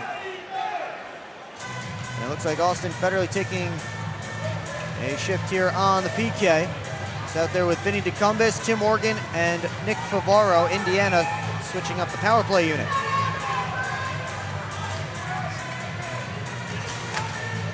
Off the draw, comes back to Bormanis, who has the only Indiana goal. Slipped ahead to Tomachek. Tried to go back to the point to Colarusso, hit Vinny DeCumbis, and was able to clear it all the way down. All the way up it goes, the headman feed for Tomachek, drops it off to Elias. Up high, Colarusso touched it over to Esposito. And the Sentinels set up, set through, and Cooper has in the catching glove. Great on Cooper to see that, man. I didn't even see that go through. That was a very, very nice save there. I don't even know how he saw that. Well, let's look again, see if we can figure it out. I don't know if we will be able to figure it out. I think that went through Ben Brockway's legs. He had Elias right on top of him. It's a very impressive save there from Coop. As always, though, right? As always. Yeah, and you got to be there in the building for one of his, or a couple of his big performances last year during the playoffs. Yeah, the kid can play, right? He can play. I think he's going to be ball hockey goalie for Canada, too. Hammond and the other goalie over on Indiana, they're both going to play for the ball hockey team next year. Yeah, I thought I saw something about that recently, so that's very exciting stuff and a big boost for Canada. Yeah, it's pretty cool. These guys get to play against each other, and then they get to be teammates in the summer, so that'll be real cool. Yeah, got to see that from an NHL perspective in the Olympics recently. And now we'll get a couple of FPHL players. Finally went our way, too, right? It's been a long time. Yeah, USA, USA. Kenny, I don't know if you were watching the coaches show where we talked about where we were when that happened, but we were coming back from a road trip. We were in Topeka, and we were on our way back, and obviously the game was early morning Eastern Standard Time. We were at our classic breakfast place on the road, McDonald's. Yep. And Johnny walked in with his laptop. There were about 3 minutes left in regulation. No one would go up in order. And then as soon as the buzzer sounded, everyone went up and ordered, and we watched the whole overtime there in a McDonald's somewhere in Indiana. That's unreal, man. That's life on the road, right? Yeah, that's... Shout out Johnny for having the service to get that done. Oh, yeah. What an incredible game. You know Johnny wasn't missing that. Nope. Let's get back to the action here. Shout out to everyone who's not missing this game. It's been a good one so far. Prowlers had a 3-0 lead through one, and then things kind of broke open in the second period from a penalty minutes perspective. Seem to have settled things down now. As they play 5-on-5, Austin Federley floats it through off a body, and it's grabbed by Esposito. Lockney with 3 Sentinels on him, finds Johnson. One more pass, Bucell straight on, floated it through, and Kirk covered up. There's our 2 right in front of the net again. I love that out of him, being there, being dangerous, and also frustrating that goaltender. Now some players will get to step out of the penalty boxes. Shots in this period, 7-3 in favor of the Sentinels so far. Indiana almost up to their total for the final 40 minutes of play last night. And just the first part of this second period is everybody now out of the sin bins. Both teams back to full strength on their benches. And stick taps, of course, on both sides. So Marty did get the 2 minutes for charging after the long review. And that was good news for the Prowlers. Yeah, I guess they were probably looking for head contact there, right? That's automatic, right? Yeah, that I believe that would be automatic 5, or at least if they were reviewing it, that definitely means that was on the table. As Cooper can't control this one. Pavlov shot blocked by Bucell. Bucell taken down. Puck comes to Bormanis. Dawson. That go off his stick, and Cooper's seen enough. Yeah, the intensity is now picked right back up to where it was a little bit ago before all those penalties. These guys are flying around now. This is good hockey. And again, some good physicality as well. Cooper couldn't control that first one. Nice block from Bucell as Pavlov tried to turn right back on net with Cooper not set. And Bucell preventing that one from getting through. Lots of block shots from Jamie Bucell in particular, who was called out by his coach after the game, but the entire Prowlers squad, he was one of a few that was called out by Coach Paulin and Reed Cooper last night in their post-game interviews. Tomacek is going to get some attention from Oregon after standing behind Cooper on that shot. Yeah, you know Paulie, he's a very, very intense guy, and he'll let you know, and you know what? I appreciate that as a player. So if you can tell me what you're mad at me about, I'll do my best to fix it. And Jamie's that type of guy. He's a straight-up guy, too. He will fix what you tell him to. Off this face-off, Tim Morgan tried to send it up, but cut off by Zinchenko. Elias cycled around behind the net. Alek cut it off, took a hard hit from Tomacek. Hit him so hard he lost his stick. Tomacek heading back to the bench, and Bauer steps off the bench. He has a stick in his hand, although he might not have a name bar by the end of this game if it keeps flapping the way it is. Bobby Price heading after the loose puck in offensive territory. Cycles it deep all the way around to the far side. Colarusso grabs it there. Sent right up the boards off of Bradburn's skate. Millette fights off Bradburn. Lockney looking in front. Behind the net, tried the Michigan, thought about it. Lockney able to push the puck back deep once again. Prowlers in the midst of a change here as Bacon is trying to find an outlet.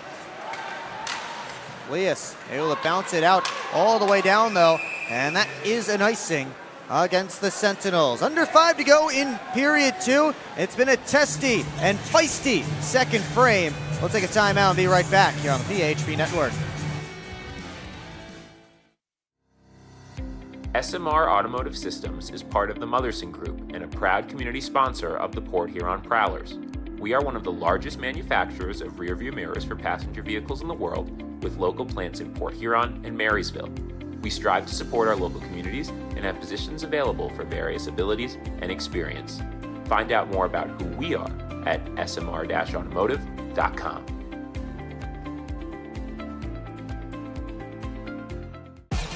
What's more authentic than a Hungry Howie's Detroit-style pizza? Nothing. We're not playing around with the pizza of our birthplace. Thick crust, cheese to the edge, sauce on the top. Where it belongs. We've seen a lot of fakes out there. Not here. This is authentic Detroit-style pizza. Order yours now online for $12.99. We sauce the top and rep for the 313 everywhere. We do bold. Hungry Howie's. Back here in Port Huron, Prowlers with a 3-1 lead over the Indiana Sentinels. First period was all about Prowler goals. How about that homemade sign? That's a good one. Down there in that section 24 over there, our rinkside sections. The Sentinels have the only goal of this second period, but plenty of penalty minutes on both sides. Yeah, that goaltender for Indiana, Chris Curry, he's been pretty dialed this weekend. They did a good job last night getting the win, but they had a lot of shots, and you'd expect a lot more goals out of that. So we'll see if they can break through here in maybe the closing few minutes or in the third period. There's an opportunity. Federley sends it down deep. Took a hop off the Zamboni door, still ended up behind the net.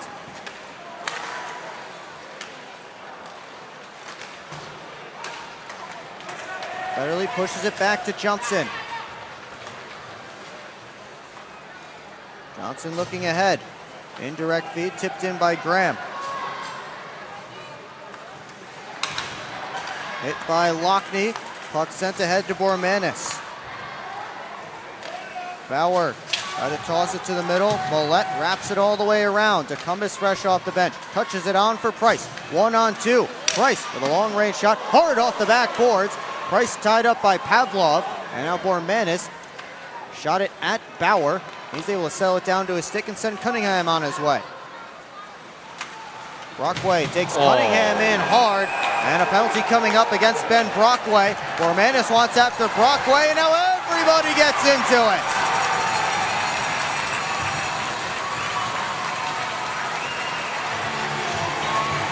And now Millette firing punches away at Vladislav Pavlov. Here come the chants, you already know. I love that fire out of Reggie. Man, they like Reggie here, huh? I love him too, man. He's a hard-working guy, and he protected his player there realistically. Bormanis and Parsons are still kind of going at it right now. Parsons just took down Bormanis in the near side corner.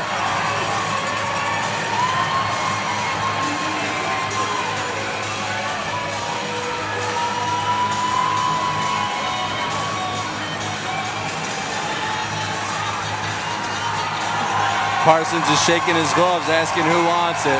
Any one of you guys want any customers wanted? Bormanis is down and being checked on right now. And the penalty box will be full again. Of course, you don't like to see a guy go down after something like that, but everyone was going at it there, and I hope he's all right, and hopefully it's just a little scratch for him. But yeah, I'm not sure if he fell awkwardly or something, but Bormanis is down in a heap and not moving right now. This has gotten scary kind of quick.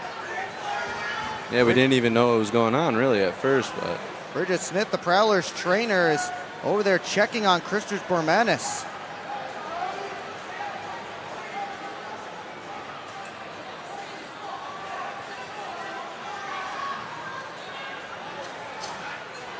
Yeah, and I don't know if he fell awkwardly or what happened. hopefully it was just an awkward fall, because this is he's not moving very much, and you know what, let's just let him do his thing, and the trainers will take care of it, and we'll stay positive over here on the other side, right? Yeah, trainers working on it right now. Checking on Christopher Bormanis.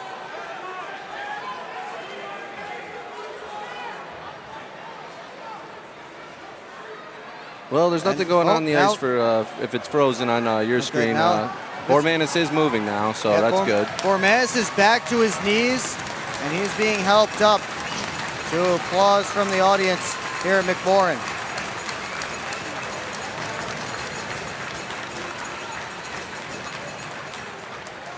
Yeah, it's looking like he might have fell awkwardly, like you said, and his head might have bounced off the ice a little bit, and you and I both know that ice has got no give. Yeah, he has a towel on his head as he skates back to the locker room door slowly with help from Cunningham and Tortorella. Hopefully you guys can hear me.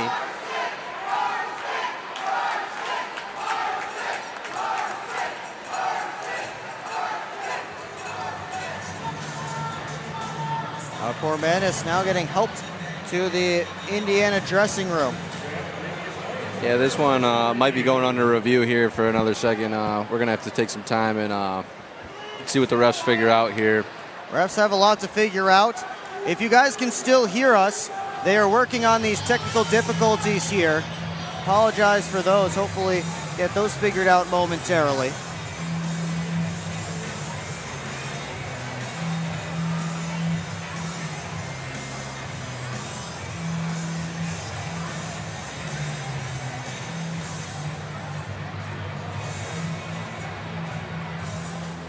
And it seems like, from what I've seen on some replays here, they've been showing replays here in the arena. Looks like Bormanis' head did hit the ice when he got taken down by Parsons. He got taken down a little bit awkwardly there. Yep, and usually when you go down, you can remember to try to tighten up that neck, but when in an awkward situation like that, sometimes it can happen, and it's just not a good thing to see, really. And that's not the goal of the fight, right? It's just to protect your players and let them know that we're still here. Again, that was away from the first fight. Millette was throwing punches at Pavlov originally. That was the first fight. It was Bormanis and Parsons who were tied up all the way away from that in the opposite corner before they went down. And yeah, hopefully Bormanis is all right. Going back to the original hit, too. Let's take another look here. Oh, so they did get it on camera. Here we go. You see Bormanis lost his helmet before they went down. And I'm sure that didn't help. Yeah, so we'll see. I'm sure the refs are probably reviewing the initial hit that happened with Brockway going into the corner. That was pretty dangerous. And usually when you see the numbers, when you're a kid, there was a stop sign on the back. And maybe they should add that to the jerseys. Let Brockway remember.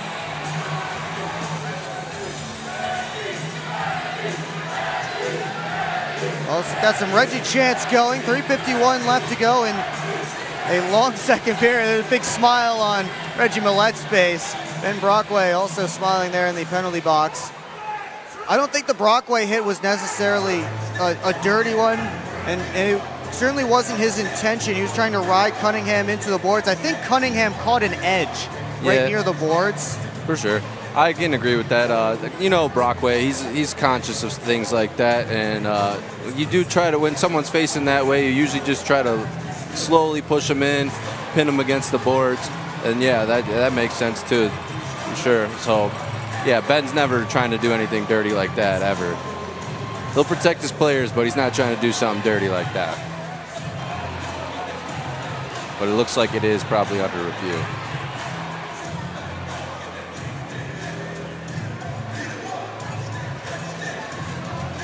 Prowlers huddled around Chris Paulin right now as he draws something up. Everett Thompson giving some instructions to his team on that bench as well.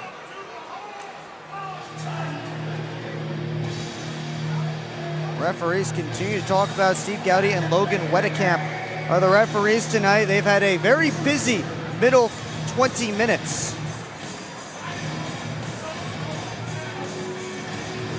Still 3:51 left to go. Well, we know for sure we're going to be on the penalty kill here. Let's see what teams draw up here as they're talking strategy, and see if Port Huron can keep clogging up the middle and disrupting that neutral zone the way they have been on the penalty kill all night, not really letting them set up. I do expect that this will be an Indiana power play. I'd be very surprised if it wasn't. It just is a matter of how many men up will they be and how long.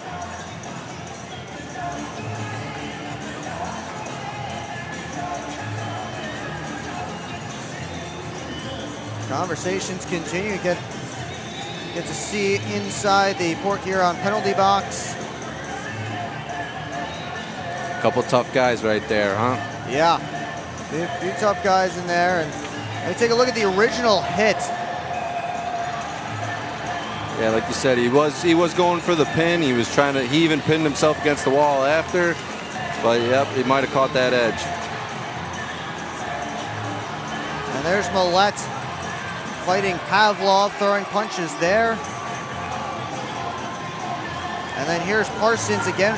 See, Bormanis lost his helmet here early on, and then he lost his balance. And yeah, it looked like you see his head hit the ice there, and that's obviously very scary. If you catch the edge of your stick like that, it looks like he might have caught the edge of his stick too, and you know that's a sharp, hard object right there too. But once again, for those of us just joining us, Christers Bormanis did skate off the ice with some help. He was helped back to the Indiana locker room. He was down on the ice for a decent amount of time, did not move for a bit, but then did get up on his own, and again was helped back to the Sentinels dressing room.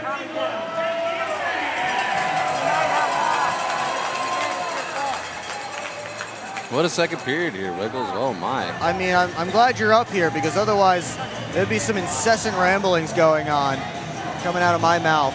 Yeah, you're very good at that, though. I will give you that. It's like, is he talking to somebody? He's like, no, he's just making sure everyone's informed on what's going on.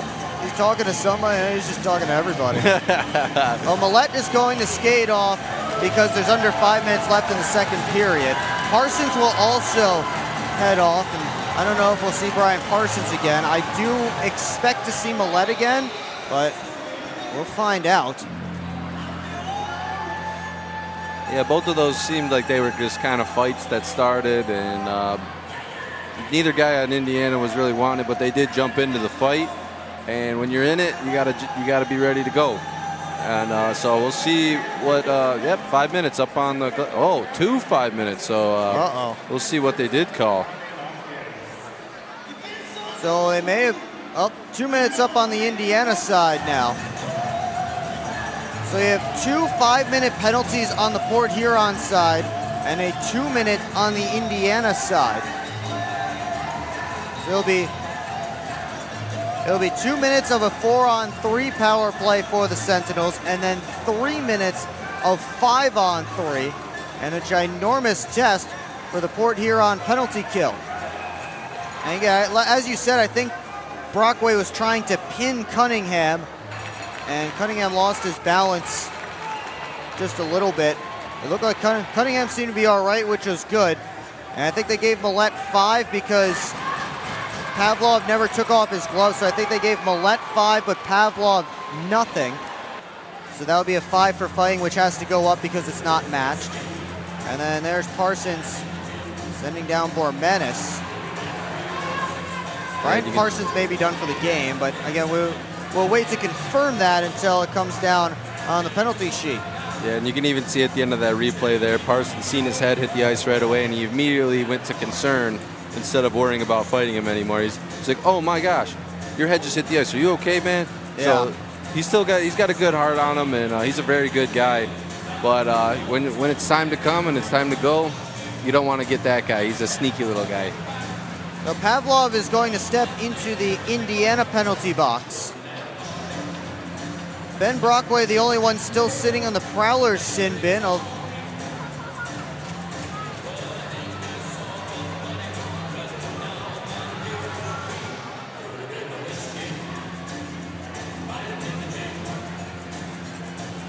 Krishers Bormenis got 2 minutes for unsportsmanlike conduct.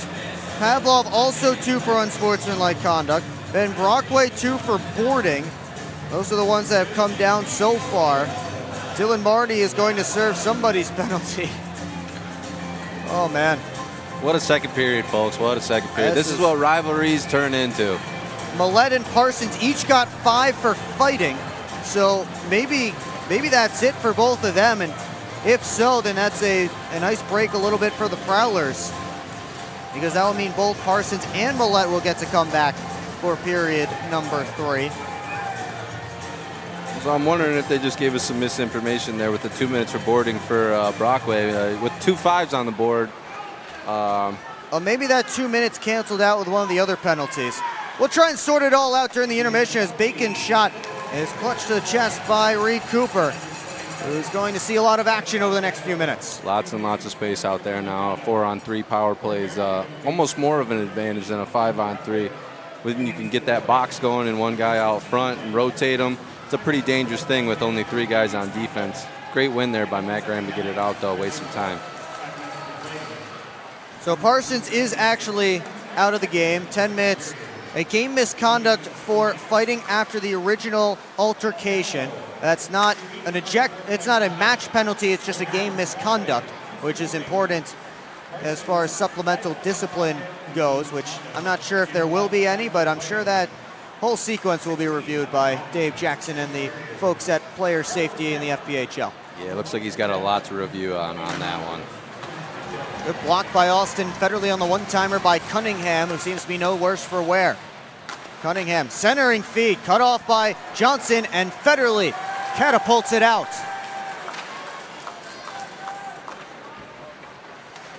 Zinchenko slams on the brakes, walks. Hold on, Zinchenko back to Cunningham. R2 lost his stick, Cunningham, drag, shoots, blocked by the stickless Hakeloff. What an effort there. I think Hakeloff got that with his left leg. If not him, then Alex Johnson. But either way, Prowlers get another clear. Bucell takes the missed pass and sends it all the way down. In 30 seconds, this will just get tougher for the Prowlers because it will be a 5-on-3. Here comes Tomacek off to the right wing side to Elias. Chips it in deep and heads after it. Favaro pins it to the back boards. Favaro looked like he got boarded there a little bit, and Colarusso couldn't keep the puck in. Favaro reacted a little bit slowly as he came off the boards, but he seems to be all right. Esposito off to Lias. He took a hard hit from Favaro. Colarusso at the top. Pavlov's out of the box, so it's a 5-on-3 now for Indiana. Colarusso lets it go, stopped by Cooper. Lias tried to sweep the rebound back in front, comes all the way through. Cooper somehow reached out the glove and robbed Esposito. We're not worthy. We are not worthy.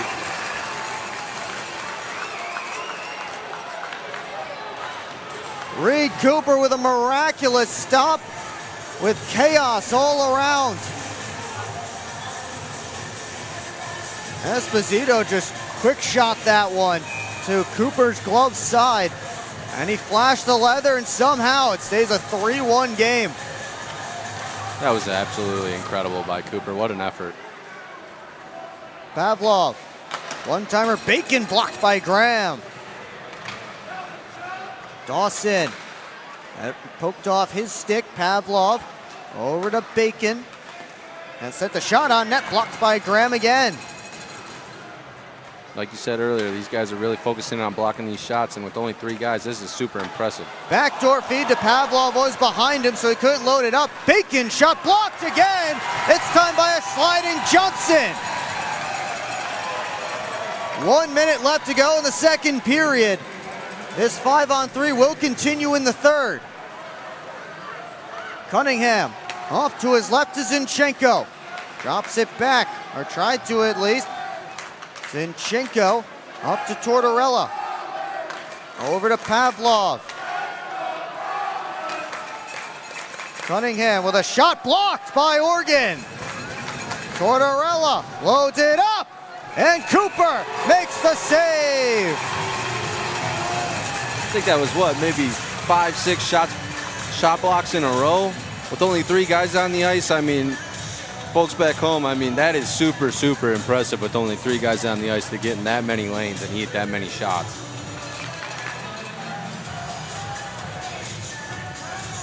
It's a warrior mentality here from the Prowlers, and you know that's how they like to play.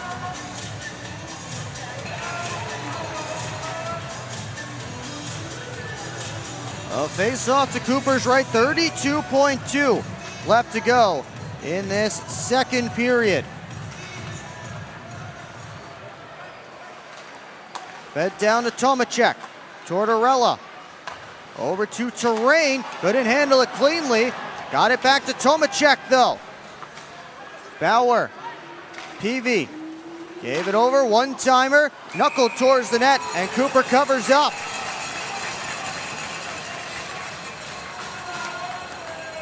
12.9 left in this second period. Tell you what's coming up on the second intermission report right here on the PHP Network. Get some highlights and analysis from myself and Brady Beaton. We'll also talk about the out-of-town scores, have Keeley's Corner, game stats, and more. It's all coming up right here on the PHP Network. The second period we thought would never end. It's finally coming towards an end, but not yet.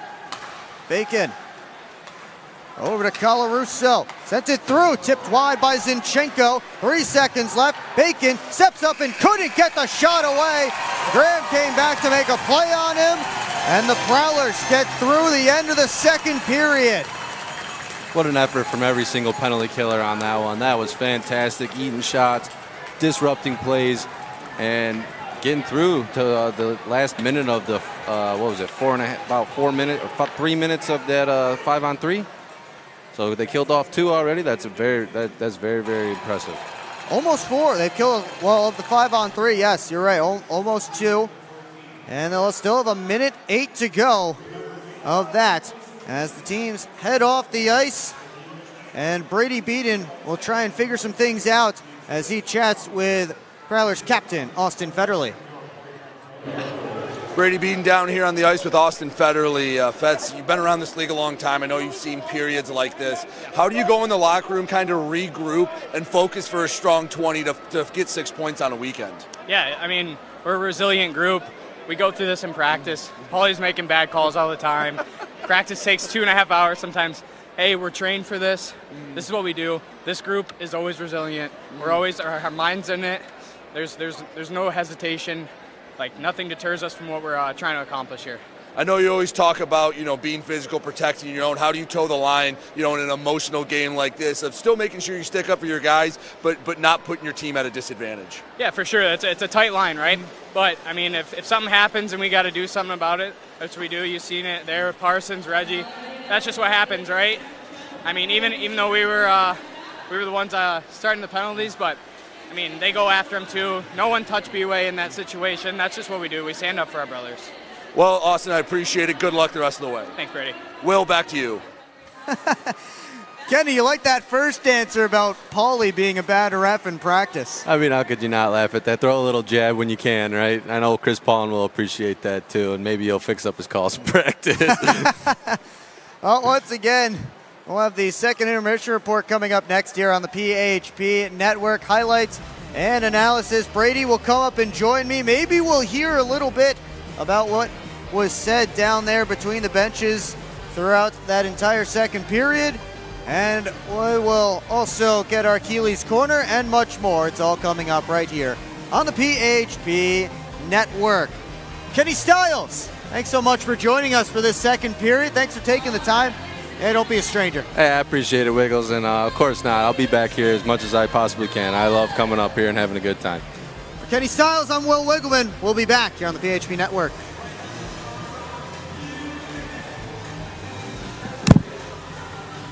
Well, secure your seats for the Prowlers' next home game. That will be on Friday, March the 20th, when the Prowlers take on the Topeka Scarecrows. Puck drop is scheduled for 7:05 p.m. It is Scout Night, so bring out your troops and come out and hang out with the Prowlers. Tickets, phprowlers.com/tickets, by phone at 810-985-6166. Scan the QR code on your screen now to experience the new McMorran Place.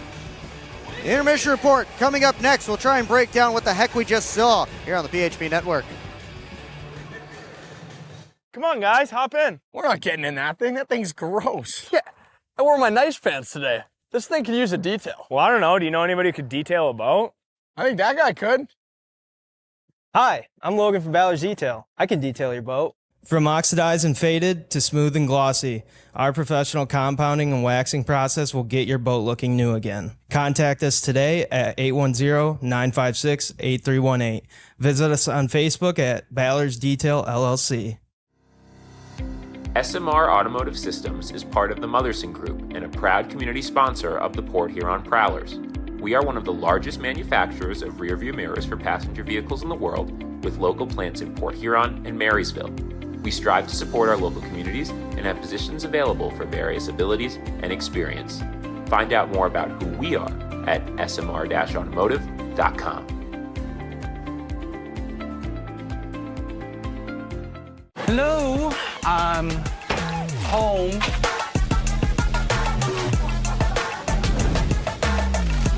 There he is.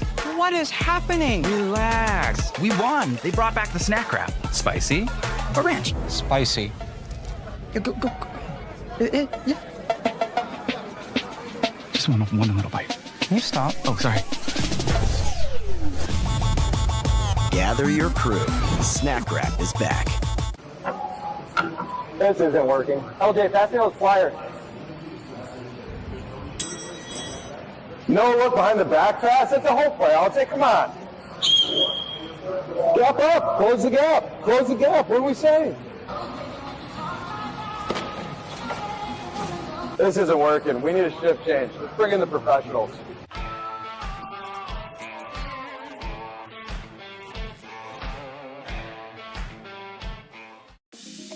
Head over to the Birchwood Mall for your shopping and entertainment needs. Hop on the carousel, shoot some hoops, or visit some of their great stores such as Gerlach's Woodworks, where they specialize in handcrafted wooden decorations. Add to your fan cave a Prowlers theme creation.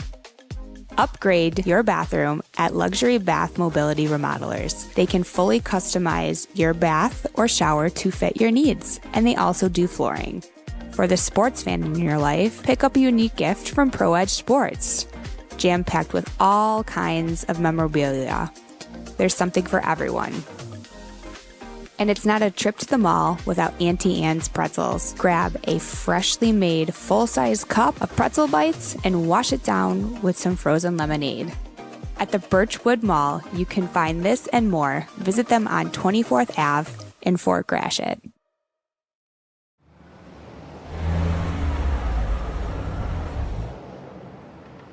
Hey guys, what's going on? Hi guys, we just stopped at Industrial Park Marathon to get some fuel and some snacks before the Prowlers game at McMorran. Nice. Yeah, we just stopped by here at Industrial Park Marathon so I can get a Slurpee before the game.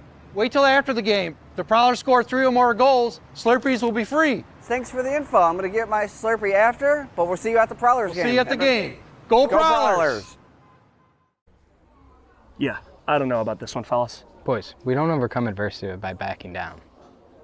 But yeah, I don't know about this one. That's reassuring. We're so screwed. All right, boys. Here's the game plan. LJ, you start with bananas. Wait, why do I have to do the bananas? Because you're the softest on the team. I don't want the bananas. This thing is gonna melt. We gotta hurry up. I won't do it. Okay, both of you. I will do the bananas and the whipped cream. Fets, please continue. Who's paying for this anyway? I am. I just bought my tickets for the Prowlers game this weekend, and the Milk House gave me 25% off my order. Fets, why'd you buy the tickets? You're literally on the team. For the discount. So are you all ready to give it a try? Oh, we're ready. It's true. Get 25% off your entire order at the Milk House, October through April. Simply show your ticket stubs at checkout and enjoy your discounted treat. Back here at McMorran Place, Brady Beaton alongside me here as the Prowlers have a 3-1 lead on the Indiana Sentinels, although that is not really the main story of this game. Well, we got something else to talk about? I think we do. We will get to that momentarily. Johnny got the scoring started real early. Yeah, let's start there. Johnny got the scoring started real early as the Prowlers got an early 5-on-3 and nice passing here, working the 5-on-3. They got the look they wanted with Price, and eventually it came to Johnson on the backside. Good play by Bobby Price too. And you can tell that they're feeding off this crowd. I mean, Johnny's usually one of the more emotional guys, but you had him ready to go there and got the scoring started early. And then you just saw Jamie Bussell's goal. There's Bobby Price's goal. So those are all the goals from the first period. But yeah, Jamie Bussell's goal, a nice shot pass from Brett Lockhart. Yeah, and you could tell the momentum was on the Prowlers side early. I'll give the Indiana Sentinels credit. You've seen games like this in this league where it snowballs in the first period and you end up up 5-0, and then the last 40 minutes you're in cruise control. I'll give the Sentinels credit. Much like their season, they could have packed it in and they didn't. And, well, quite literally and figuratively, they kept fighting. They did keep fighting. We'll talk a bit about that third goal as well, and a nice pickup of the rebound by Bobby Price, but a good zone entry, shot on net, and the Prowlers crashed the crease, and Bobby Price was rewarded. See if we can get another look at, here it is, that third goal. And there's Price flying in. I mean, nobody looking at him. We get the wide shot of that one. Yeah, I mean, how many times have you heard Chris Paulin talk about winning the crease on both ends? I think that's a textbook example of winning the crease with Bobby Price because that's an effort play, right? I mean, yeah, he put it in the back of the net, but it doesn't take a ton of talent to hustle into the dirty areas and backhand it in. We're going to play with the telestrator here for a bit. So stop it right here. Oh, go back. Go back. I want to show where Bobby Price started this play. Let's see if we can go back, see where Bobby started. So Bobby Price is right here. Oh, hang on. So Bobby Price is right here. Between him and the net, you have 1, 2, 3, 4, all 5 Sentinels. Between him and the net, they're all puck watching Nick Favaro right now. As we play here a little bit slowly, watch the path that Price takes straight to the net here. Yeah, you don't see any strides from anyone in a blue sweater. And again, that's effort, right? I mean, it doesn't take much effort or much skill to backhand it into an open net. That one's getting into the dirty areas. That is teach tape for anyone out there that's coming up in the game of hockey. So the Sentinels, you mentioned, they did fight back. They got a goal early in the second period as they were finally able to get themselves on the board. A bit of an uncharacteristic one for Reed Cooper, unable to handle the long-range shot, and then Christopher Bermanis put it home. That got the Sentinels on the board, and then, the fisticuffs and nastiness started. Yeah, you Reed Cooper, one of the best goaltenders in the league. Once in a while, you're going to misplay one, and that's just what it is. Hey, everyone has an off shot, everyone has an off day, and that's what that one was for Coop. So things started to heat up there in that second period. And it started with this big hit from Ben Brockway on Corey Cunningham. Cunningham kind of lost an edge as Brockway was going to pin him, and ended up being a pretty bad-looking hit. And then Reggie Millette went after Vlad Pavlov and started throwing punches at him. Millette got 5 for fighting. Pavlov did not. So that's why it ended up being a 5-minute major on the board. And then Brian Parsons and Christopher Bermanis got into it. And this was a scary-looking incident as Bermanis lost his helmet. Parsons took him down, and Bermanis ended up hitting his head on, I believe, his stick that was down there on the ice. Yeah, he was holding his head as he went back to the locker room, and that was kind of the culmination of what was an extremely testy second period between the two sides. I mean, obviously, you guys saw earlier in the period Chris Paulin and Everett Thompson. It just seems like they have a standing appointment in the middle of the second period. I mean, first of all, when you schedule 5 games against the same team in a row, this is, I'm not saying bound to happen because some of this stuff has been a little bit crazy, but you run the risk of something like this when you have this many games in a row, especially two teams that play with more of an edge, right? These are not two teams that are based entirely on skill and being the best skaters. Not to say they don't have skill, but they're based on, being that grit sandpaper type team, and it's obviously rubbed off on each other. And then some of the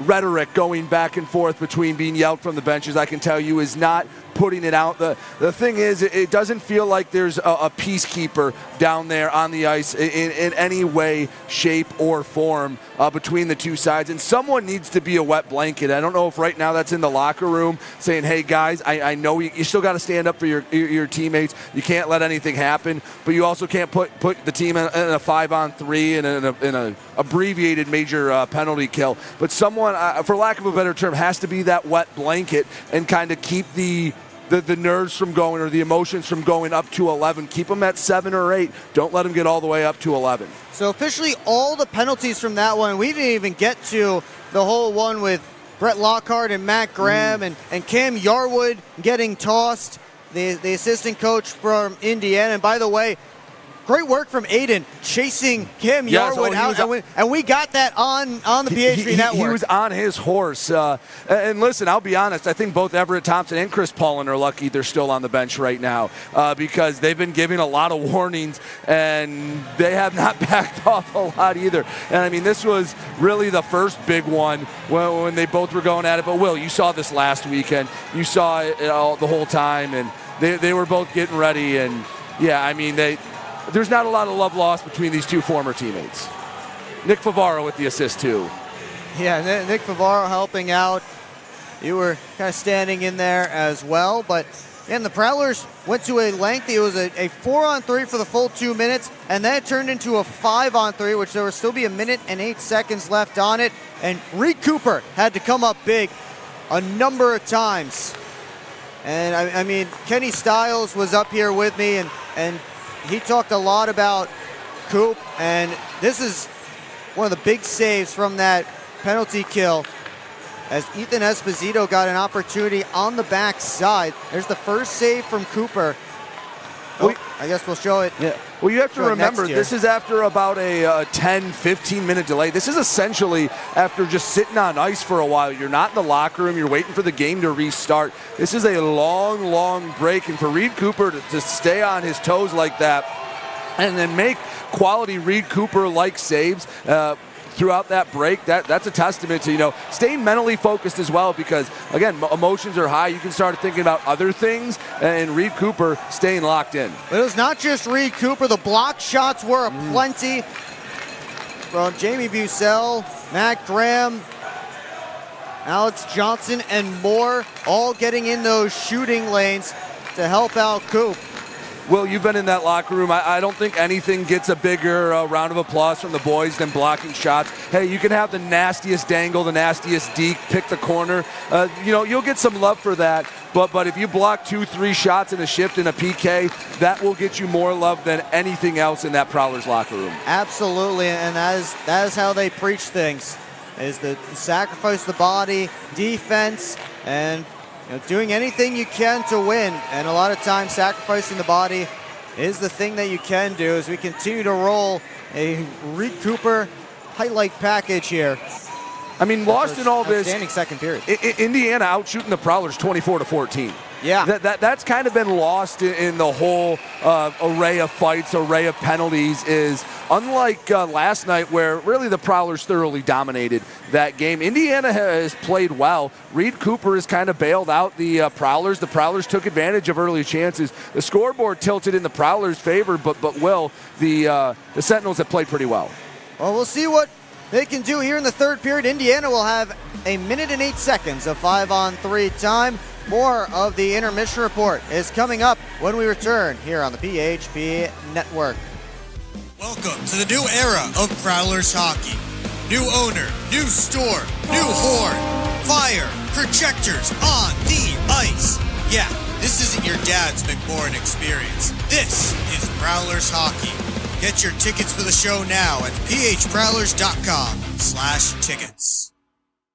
Keep up with your Prowlers all season long on social media. Follow us on Facebook at the Port Huron Prowlers, Instagram at PH Prowlers, and Twitter at PH Prowlers. And you can find more information on our website, phprowlers.com. From Prowlers Hockey, it's presented by Coffee Total. Shot. Welcome to the new era of Prowlers hockey. Back here at McMorrin Place, and it is a 3-1 lead for the Port Huron Prowlers as we are barreling towards the start of period number 3. Let's take a look at what's coming up next for the Prowlers here. Our Keeley's Corner tonight is the Prowlers' upcoming schedule. As next weekend, they'll be back out on the road visiting the Binghamton Black Bears and then the Watertown Wolves for another road 3-3, the third road 3-3 for the Prowlers over the last couple of weeks in a 4-week span. A lot of hockey out there on the road, but then they'll be back home on the 20th and 21st of March. We'll also have a coaches show at Wings Etc. on the 18th. And also, not on there on the schedule, on the 8th, that is tomorrow, the Prowlers will be at Bella Bola in downtown Port Huron at 1 p.m. So come on down to Bella Bola, come hang out and say hi to the Prowlers. Again, 1 p.m. on the 8th. There is also, has been announced, Prowlers have not put it out quite yet, but the Sentinels did put it out, road game at Indiana on Thursday the 19th at 6:30 p.m. We'll have that for you here on the PHP Network. But again, that one, the rescheduled one from January. That is our Keeley's Corner and the Prowlers' upcoming schedule. Keeley's Corner presented by Full Metal Mel. Let's go around the FPHL, take a look at what's going on in all the other games with our out-of-town scoreboard presented by Love After Hours Boutique and Boudoir. We'll pull that up in just a moment here. And we start with the Blue Ridge Bobcats, who are taking on the Danbury Hat-Tricks in Danbury. Goal alert, it's now 3-1 Blue Ridge. They just got one a moment ago from Nick Stuckless. So the Cats fighting back, trying to end their losing skid. And again, 3-1 lead, late stages of period 3. It's all tied up in Columbus, 3-all. The Dragons scored 3 in a row to take a 3-1 lead. Hagen Moe scored his second, and then Carlos Fornaris tied it up. They are still playing. They are playing right now in period number 3 in Columbus, tied up at 3. They just started the third period down in South Carolina. The Athens Rock Lobsters have taken a 3-2 lead over the PD Ice Cats, and in the start of period number 3. And we move on. The Binghamton Black Bears are dominating the Watertown Wolves right now. It is currently 8-1. Chichu Latlin with a goal and 2 assists. Garrett Sargis has 3 helpers, and most of the Black Bears roster has a point up on the board as they are rolling over the Wolves right now. Twin City has a 2-1 lead down in Baton Rouge. Roman Kramer and John Batilla the goals for the Thunderbirds. Jake Cox with the goal for the Zydeco. They are midway through period 2. Of course, here it is 3-1 Prowlers. Uptown Scoreboard is presented by Love After Hours Boutique and Boudoir. Let's turn our attention back to this game with the Gunther Graphics game stats from this one so far. Yeah, a lot of power plays. A lot of them. That's according to the FPHL website. I'm not sure if that's totally correct. We'll try and figure out more accurate numbers by the time the postgame show rolls around. I don't think those Indiana penalty minutes are correct either, because Cam Yarwood got 10 minutes by himself, so I don't know why the league website is 10 minutes on there. But either way, we'll do some digging, try and figure things out, and we'll try and get it all right for postgame here on the PHP Network. Sentinels are hitting the ice. They will have 1 minute and 8 seconds of power play time to start the CJ's third period. And then the Prowlers will step back out, trying to maintain that 3-1 lead. Led out by Reed Cooper. Cooper has stopped 23 of 24 shots in the game so far. And out the other end, Chris Kerr, who was perfect in that second period, although he only saw 3 shots. See if Port Huron can get some more rubber on net. Those 3 shots tied for the fewest in a single period for the Prowlers this season. Last night's second period, the Prowlers had 22 shots, which is the most that they've had in a second period all year. But again, they will start on the penalty kill.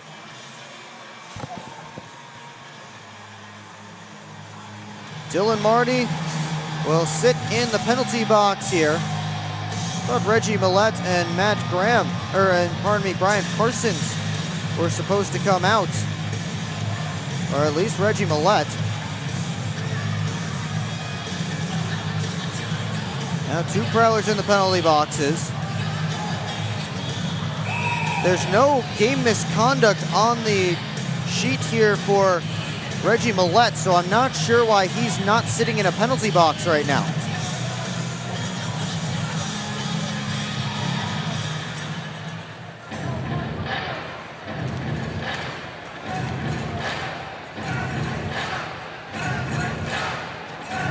We'll get a face-off at center ice as the 5-on-3 continues for Indiana.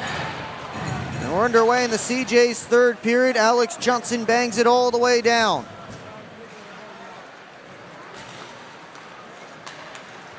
There comes Dawson, wheeling in on his backhand. Goes all the way around the net. Works his way up high. Hand off for Pavlov. Over to Cunningham. Down to Dawson. Back up top, Pavlov with a shot blocked by Graham. Pops high up in the air and drops for Cunningham. Pavlov over to Zinchenko. Fed it down low, they score! Came over to the back door and Nolan Dawson tapped it home. Indiana back within 1.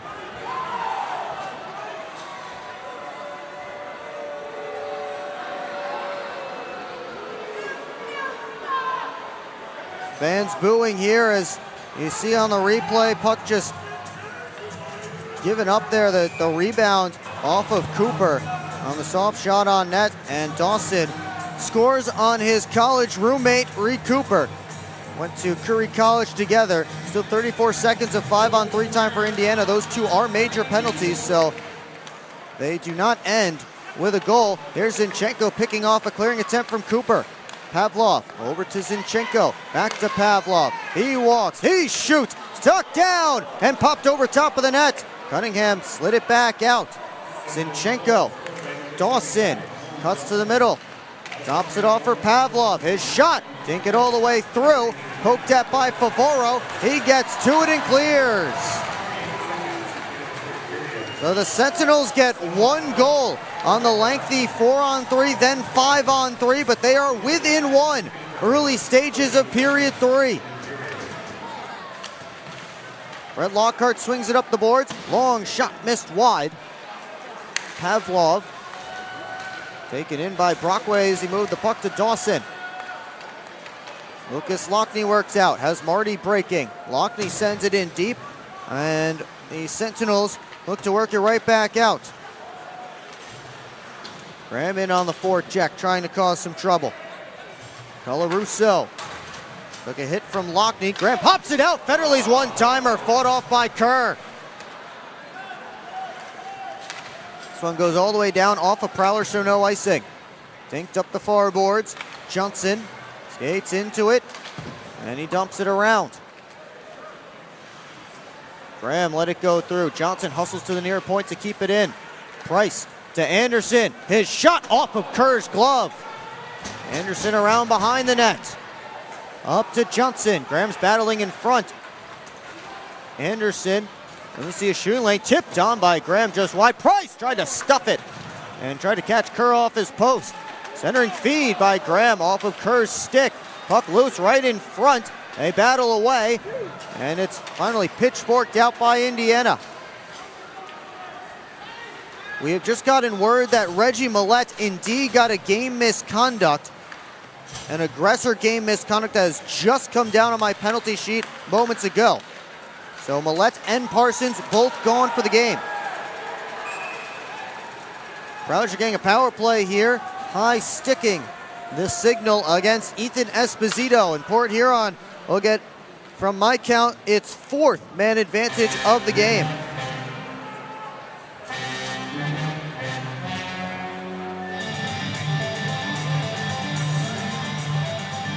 Prowlers 1 for 3 so far on the power play.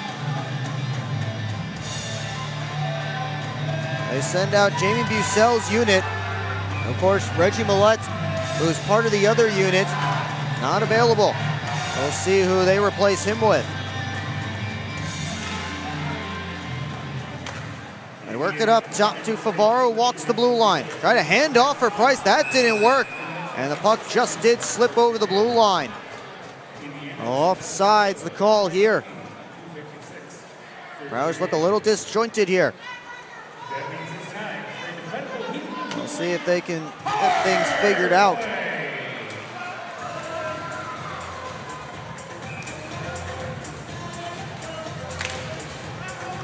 Price, this time goes to Favaro. Now a headman feed for Blake Anderson. He peels back. Price steps in. Price hands it off. Higla drive, stopped by Kerr. Favaro let it back go, and Kerr with a pad save. Dumped all the way down by the Sentinels.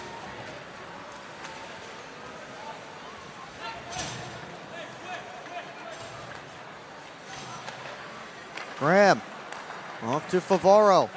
They switch up the unit. Favaro is heading back to the bench, but the puck came towards him. Tomacek lost the handle as he tried to go in on a shorthanded chance. Favaro with 1:04 left on his team's man advantage. Graham for Johnson in the middle. Swung it over to the near side. Tim Organ is taking Reggie Millette's spot on this power play unit. Lockney gets it back to Organ. Federley down to Lockney. Lockney drops it back down to Federley. Up high, Organ lets it go. A sliding block by Tomacek. Lockney looking across, and Tomacek on the passing lane.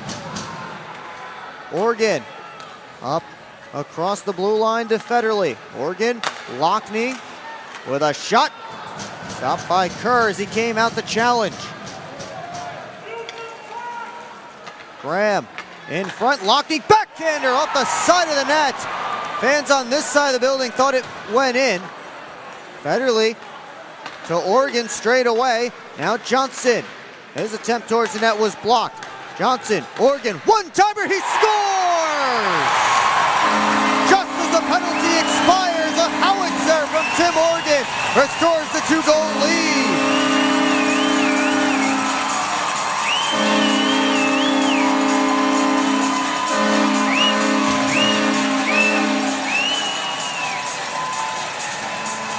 What a blast from Oregon. He wanted it back from Johnson. He was tapping his stick right along the ice past Kerr's left pad. And a 4th goal of the season for Tim Oregon. Inserted on that power play unit in place of Reggie Millette, who was given a game misconduct. And Oregon makes good on his opportunity. Not sure if they'll count that as a power play goal or not, as Esposito is just stepping out of the penalty box. Doesn't matter too much until they look at the stats after the game. Here's a centering feed. Price! Shut down by Kerr.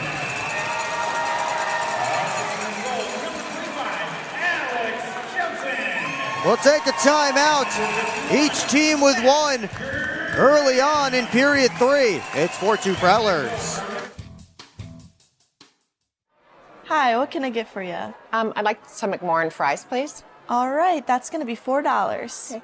She shoots, she scores with the new Prowlers debit card.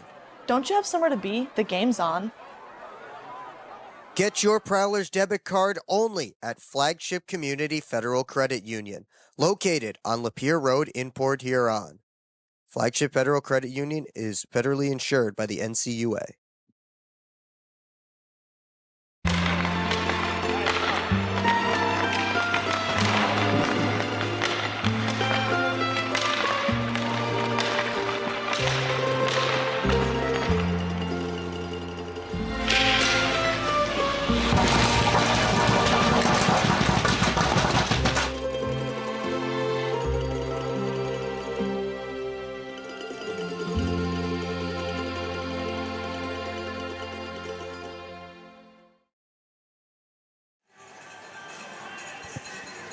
A big crowd here, 2,251 announced here in the building.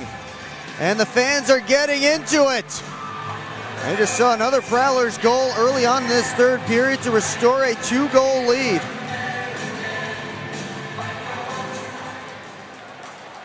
Port Huron looking for more here. They get an offensive zone faceoff. Indiana has scored on its only shot of this 3rd period. Prowlers up 6-1 in that category right now. And as far as the 3rd period goes, Bogdan Zinchenko tried to send it towards the net. He hit Lockhart, who is hobbled right now, trying to get back to the bench. Meanwhile, the Sentinels trying to work back up. Tortorella streaking in. Slid towards the cage, knocked back by Brockway. Price wheels around the net. Bounced it back for Favaro. Headman feed looking for Anderson just out of his reach. And an icing called against the Port Huron Prowlers. And Brady Beaton talked about that big shots advantage for Indiana through 40 minutes of play. It was 24-14. And now just 25-20.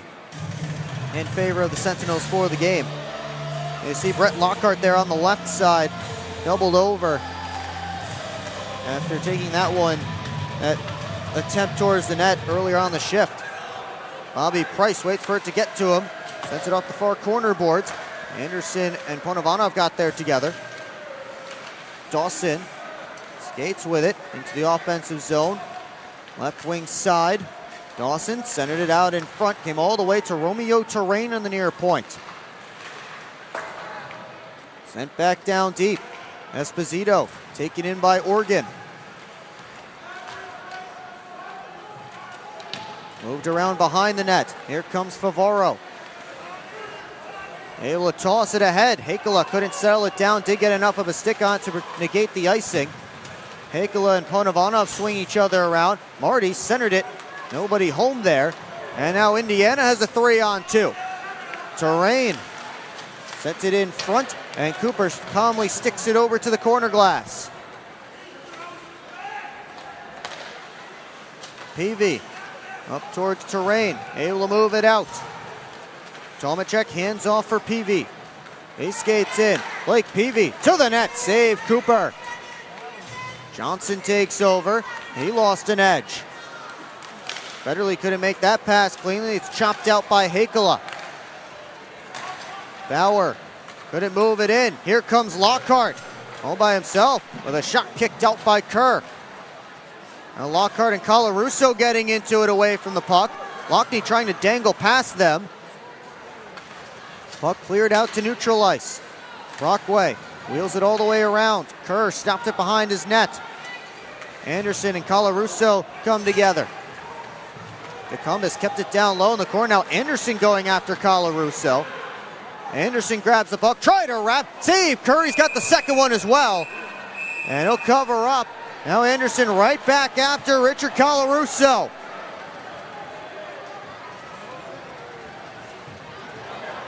And Dallas Mitchell drags both of them to the ice like misbehaving children.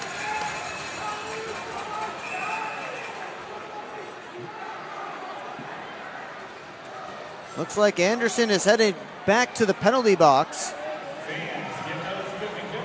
I don't believe Colarusso is going as well. Looks like we'll have another Indiana power play from my count, their 8th of the game.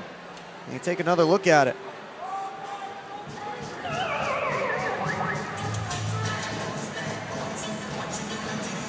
See, Anderson had Colarusso in a bit of a headlock there. Dallas Mitchell is well known to not be afraid to drag players down if he has to.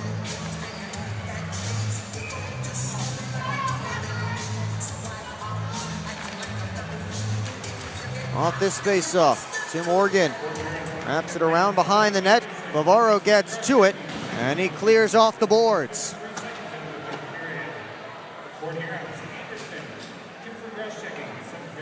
Cross-checking the official call against Blake Anderson as Pavlov sent it up to his left towards Zinchenko, poked out by Lockhart. Tortorella up the right wing side, working on Brockway. Tortorella tried to center it out in front. That didn't work. Zinchenko over to Pavlov. One-timer, broke his stick, and the Prowlers see an opportunity. Graham took the handoff from DeCumbus and bounced it back to Johnson, who couldn't bring it in cleanly. Has to deal with Cunningham as he turned and fired it out. Dawson waited for Cunningham to get onside. Sent it all the way around. Pavlov with a fresh twig. Goes across the blue line to Tortorella. Try to feed it back across off a Prowler's stick. And here comes Price short-handed. Price with a shot fought off by Curry. Just got a piece. Pavlov behind his net. Has two teammates to his left. He gave it to Tomacek. Rink wide feed on the stick of Bormanis. And good to see Christers Bormanis back out there after a scary incident in the second period that led to Brian Person's game misconduct. Bormanis hit his head on the ice, in case you missed it. His head on the ice after a tussle. And the pass in front, stopped by Cooper, rebound there! And Cooper covers up. Nick Favaro has to go over and apologize to referee Logan Wedekamp, who he accidentally threw a hit on. All kinds of stuff going on.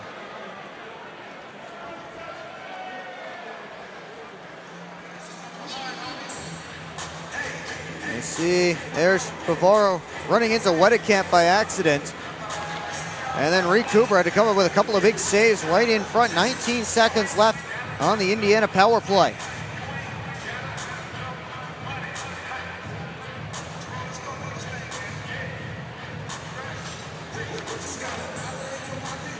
Off this face-off. Sent on goal, sticked away by Cooper. Ponovanov, PV, Floats it down low, glove down by a leaping Brockway, and he just does clear it out. Anderson out of the box. Prowlers PK successful again. They've had a good game, save for the 1 5-on-3 goal during the 5-minute 5-on-3 time. Anderson, or 3-minute 5-on-3 time after 2 minutes of 4-on-3. Either way. Johnson over to Favaro. Ahead to Bucell. Sends a cross-corner jump that Panavanov had to duck under. Peavy gets to it. He starts up ice. Chips it ahead. Johnson trying to turn it back the other direction. Taken in by Dawson. They stretch it out for Marty with a shot. And a pad save made by Kerr. Bucell tried to tuck it. And Kerr got his pad down. Bucell taking Bacon in. Here's Marty wheeling up top. Sent it over to Oregon fresh off the bench. Oregon in front looking for Bucell. That was knocked away. Dawson skates ahead with it. Stops up. Sent it to the middle. Esposito's shot blocked. And the rebound off the side of the net. Cooper covers it up there and gets the whistle. Under 9 to go in regulation. Prowlers with a 4-2 lead on a feisty night in Port Huron. Discover everything banking should be with Advia Credit Union, like earning real financial advantages. You can earn up to $1,000 with your new account. Plus, save an average of nearly $4,000 in interest when refinancing. Get started with the low-rate credit card balance transfer. Enjoy easy access to your money anytime, anywhere. Make the switch today at adviacu.org/real people. Advia Credit Union. Real advantages for real people.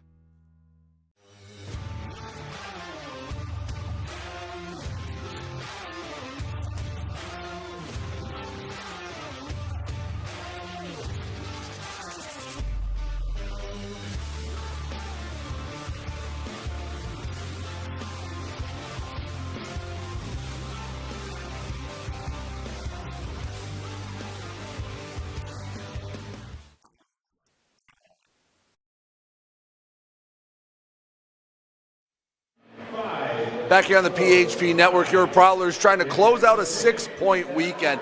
5th time in a row these two teams have met. Last time the Prowlers played a team 5 times in a row. Have to go back to February 2022. From the 11th to the 20th, 5 straight games against the Carolina Thunderbirds. Fans not tired of this matchup. Our attendance tonight, paid attendance 2,251. And while we don't know it for sure, if it's not a Prowlers record, it's pretty darn close. For context, 10 years ago when they won the title, 1,997 were in the building. Capacity crowd here at McMorran. Will, back to you. I think we could squeeze a few more bodies in here. Let's see if we can get some of our loyal listeners and viewers into the building next time. March 20th, 7:05 p.m. Scout Night. Prowlers and the Topeka Scarecrows. That will be an important game. Scarecrows jockeying for position in the Empire Division. Bogdan Zinchenko sends a pass up to Corey Cunningham. David off to Tortorella. His pass blocked out of the zone. Kerr right up the wall into Zinchenko. Played it across, taken away by Price. Swung and missed at a turnaround shot, but he has the puck back. Anderson swung it down deep towards Decumbus. Prowlers getting this line back together. Price, Decumbus, and Anderson, with Reggie Millette out for the rest of the game. They broke up this line this weekend, put Millette with Price and Decumbus. Now with Millette unavailable, they get it back together, but not for long because we have a penalty coming up. Tripping the signal.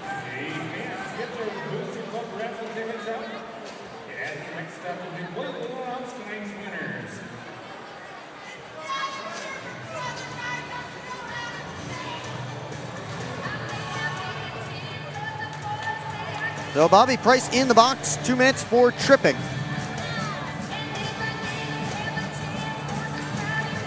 We'll tell you about Fraser Building. You should give them a call at 810-364-2766 or visit FraserBuildingCompany.com. for all of your construction needs. From thought to finish, together we build a home.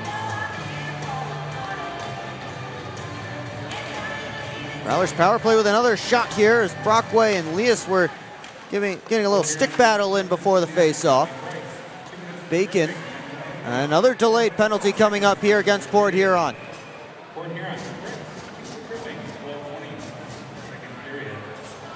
Brockway is going to get set to the box here.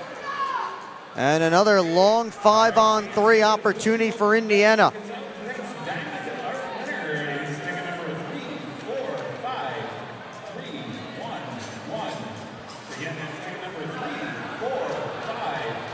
Well, CJ's Bar and Grill keeps the kitchen open until 1 a.m. and gives you a 10% discount for wearing Prowlers gear on a home game day. It's the perfect place for all of your post-game celebrations. Well, Brockway in the box. And a long 5-on-3 chance for Indiana. It's only 10 seconds between penalties. Waste of game time. Pavlov sent Bormanis in. Makar and Bormanis both whacked at that puck. Pavlov keeps in the clearing attempt. Pavlov walks the line. Cunningham gave it back. Down to Zinchenko. Back up to Pavlov. Walks down the boards. Pavlov tried to put it out in front, blocked by Lockhart. Cunningham down to Dawson, gave it back. Fed it across, and Lockhart stepped in front of that pass. And he's able to clear. 1 minute left in the 5-on-3, minute 10 left in the complete power play for Indiana.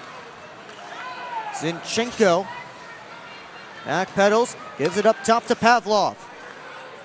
Walks to the line. Pavlov down low to Esposito.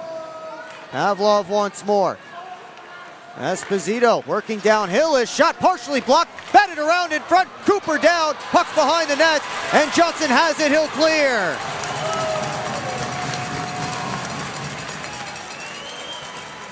Headman feed for Cunningham. Took a check from Arttu Heikkila. Pavlov tries to dangle in, and Heikkila clears it back down. Kerr leaves it for Esposito. Peavy back to Esposito. Final seconds ticking off the first penalty. Bauer at the point. Over to Bacon. Gave it down to Leas. All the way around the net. Spins away from Organ. Leas down for Bauer. Stepping in with a shot. That was partially blocked. And it goes off the glass. Prowlers survive. They have a 2-on-1, but the pass was too far in front of Anderson. Kerr was able to swipe it away.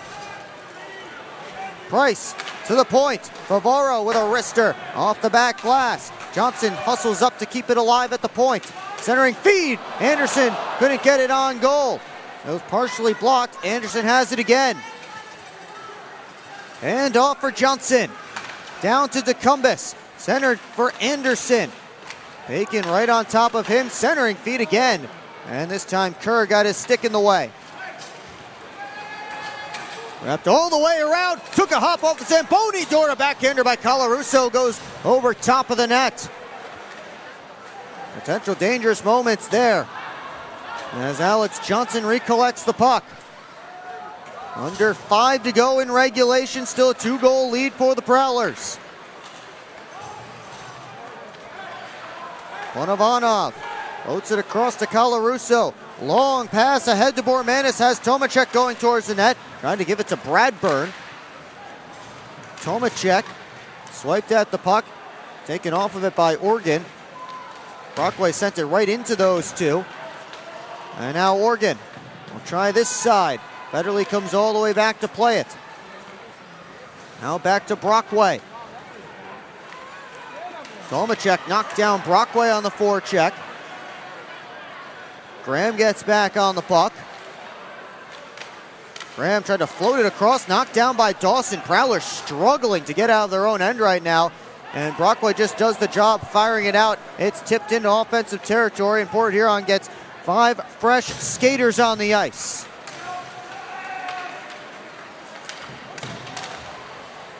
Bucell couldn't slide it out. Esposito wraps it around. Bonovanov pinches in to get to it. Canceled out with Marty. Dawson sent it back down the boards right into Marty. Bonovanov takes it away. He fanned on a shot. Here comes Bucell, taken out by Bonovanov, and that's a penalty.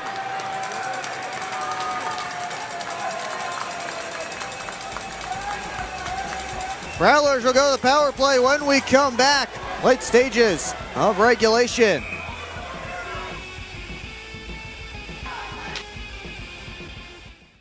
Discover 1195 Gastropub in Marysville. Burgers, pizzas, apps, and pub favorites like filet mignon and grilled salmon.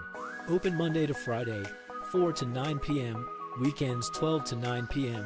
Join us for happy hour, Monday to Thursday. Enjoy half-off bottles of wine every Wednesday, and don't miss Thirsty Thursday with $4 draft beers. Great food, cold drinks, good times. That's 1195 Gastro Pub. It's time to wake up on the sunrise side of Michigan. Wake up to beautiful beaches. Wake up to vibrant urban landscapes. Wake up to unique eats. Wake up to charming coastal towns. Wake up to cozy entertainment. Wake up to Michigan's Thumb Coast. Plan your perfect wake-up call using bluewater.org.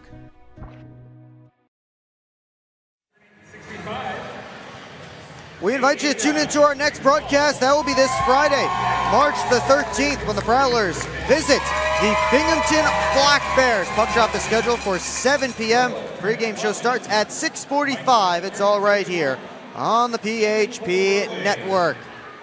3:12 left to go in this one, and 2 minutes up on the board for a Prowlers power play. They're ahead by 2. Ivan Bonovanov sits in the penalty box. Hooking the call against Bonovanov.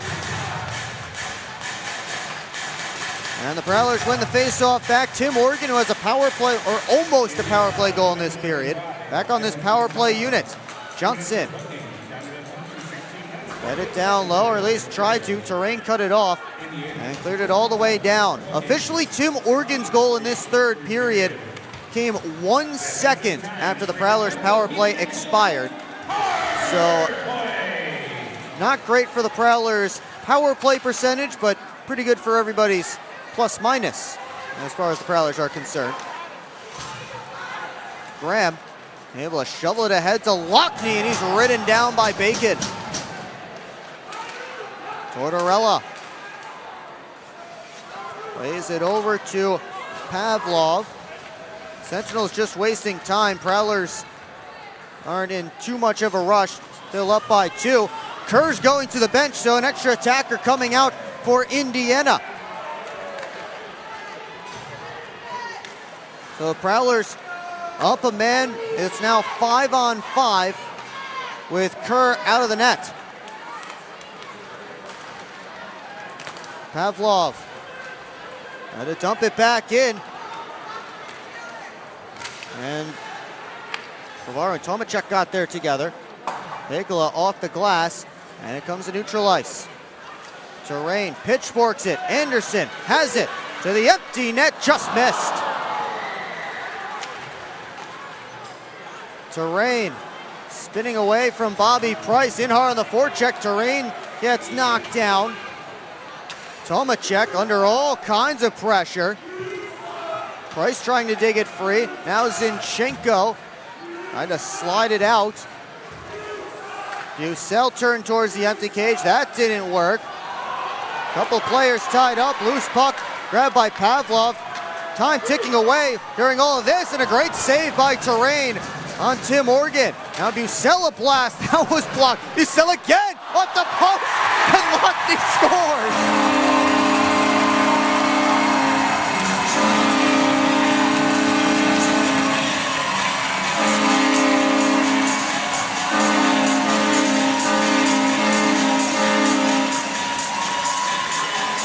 Oh, they won't get much easier for Lucas Lockney. My goodness, though, how many attempts towards the net here? There's the first one from Bucell, blocked. Second one off the post, and well, they say drive the net. Lucas Lockney was right there. And he picks up his second goal of the weekend and 13th of the season.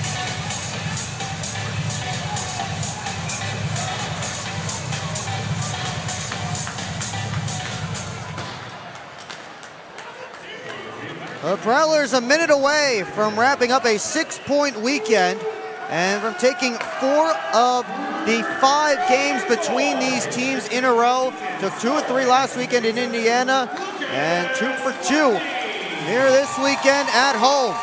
And in front of a packed house of over 2,200. Prowlers put up 5 on the Sentinels. Bucell and Anderson get credit for the assists on the goal by Lockney. Lockhart chips it up the boards and out.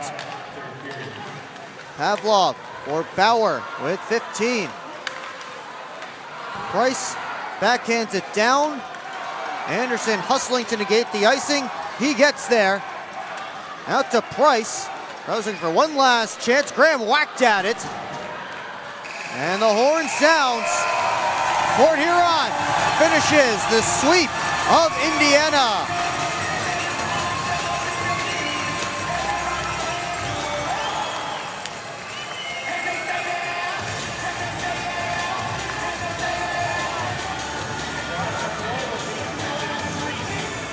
Prowlers get the win tonight. 5-2. They outshot the Sentinels 14-4 in that third period. Each team finished the game with 28 shots on goal. Fans applauding their team's effort. Reed Cooper, 26 saves between the pipes.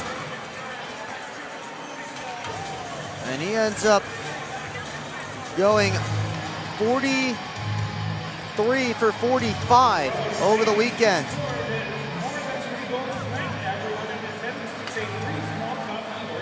Well, the Prowlers will salute their fans. Please do stick around. We'll have our announcement of the 3 stars of the game. We will also speak with that player, our Gunther Graphics player of the game, our associate head coach Chris Collin, and we'll have highlights and analysis and more. So stick around for all the locker room reaction and all that fun stuff. It's all coming up next on the PHP Network. Of course, the Prayer Circle, a great tradition, started this season and continues to grow. Players from both Prowlers and the Sentinels getting involved. Tim Morgan, big power play goal in that third period as Indiana got a couple to make the game close. And then Oregon with, again, it's not a power play goal. It's 1 second after the power play, but Oregon, a big tally. That was the 4th one for the Prowlers. Put the game back out of reach for Indiana. They could not make the comeback here. Prowlers shrink their magic number to clinch the playoffs. They came into the weekend needing 11 points to clinch the playoffs. This game plus Danbury's loss means that magic number is now down to 5. So Zach, our graphics guy, better get a graphic ready for a potential post next weekend, because the Prowlers just need a combination of 5 points for them and 5 points lost for them and lost by the Danbury Hat Tricks. And they will officially be on their way to the 2026 Commissioners Cup playoffs. Once again, they will be announcing the 3 stars of the game in just a few moments, and we will hear from our Gunther Graphics player of the game as well. So don't go anywhere, still lots to do here on the PHP Network, and the whole post-game show will be next. 3-star selection. The 3rd star in tonight's game with 1 goal, number 75, Tim Organ. Tim Organ, we mentioned that big goal, not a power play goal, that big goal in the third period. He gets the 3rd star honors. The 2nd star in tonight's game with the game-winning goal and 1 assist, number 29, Bobby Price. Bobby Price, 2nd star of the game, a goal and an assist. His goal, the game winner. The 1st star in tonight's game with 1 goal and 1 assist, number 25, Alex Johnson. Alex Johnson, a goal, an assist, and some blocked shots.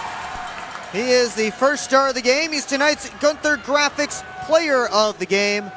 And he has earned himself, I don't know if he knows it yet, he's earned himself a chat with Brady Beaton. As the crowd chants his name. What a ham, Alex Johnson. And now he will chat with our Brady Beaton down at ice level. Down here on the ice with our Gunther Graphics Player of the Game, Alex Johnson. Johnny, this was a hard-fought, emotional game. What do you take out of tonight's win? It's just how much heart this team has. It's great to see. We all stand up for each other. It's the 5th game in a row against them, so there's a little bad blood there. And no matter what happens, we always stand up for each other on this team. A crowd of over 2,200 tonight here in McMorran Arena. How much did you guys feed off that all night long? Oh my God, it gives me chills to see it like this. That was amazing tonight. So thank you guys all for coming out tonight. It was amazing to see. We fed off it all night. Like you can hear it right now. The crowd was amazing tonight. Well, Johnny, big 6 points here. How do you put this one behind you and get ready for a tough road trip next weekend? We'll watch the tape, go over some things we need to clean up, and then be ready for bingo in Watertown this weekend. Well, Johnny, I appreciate it. Go celebrate with the boys. Thank you. Alex Johnson, our Gunther Graphics Player of the Game. Will, back to you. Thank you, Brady. And Alex Johnson with one more salute of the crowd. And again, a fantastic crowd here tonight. We'll get into that during the post-game show as the Prowlers pick up a 6-point weekend. And Alex Johnson, a big reason why. We'll take a timeout, and when we come back, post-game show is coming up.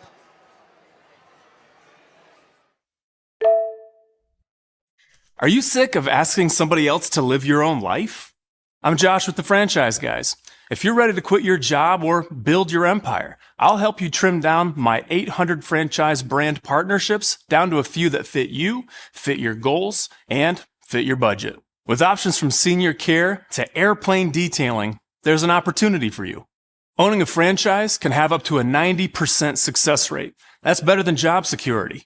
With the systems and support of a franchise, you won't be making all those costly mistakes as you would if you started your own business from scratch. And with options as low as $6,000 to get your own job-replacing business, there's no better option for you than to book a free call with me and my team. Visit GoFranchiseGuys.com. Stop dreaming about a better life and go live it.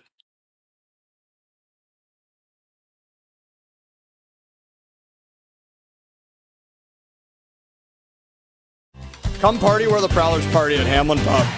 With 10 locations including locally in St. Clair, Richmond, and Chesterfield. Hamlin Pub is the best place for your hangout. Watch the Prowlers or your other favorite sports teams on their mini screens throughout the pub and get your weekend going with live entertainment every Friday and Saturday. Come party like the Prowlers at Hamlin Pub.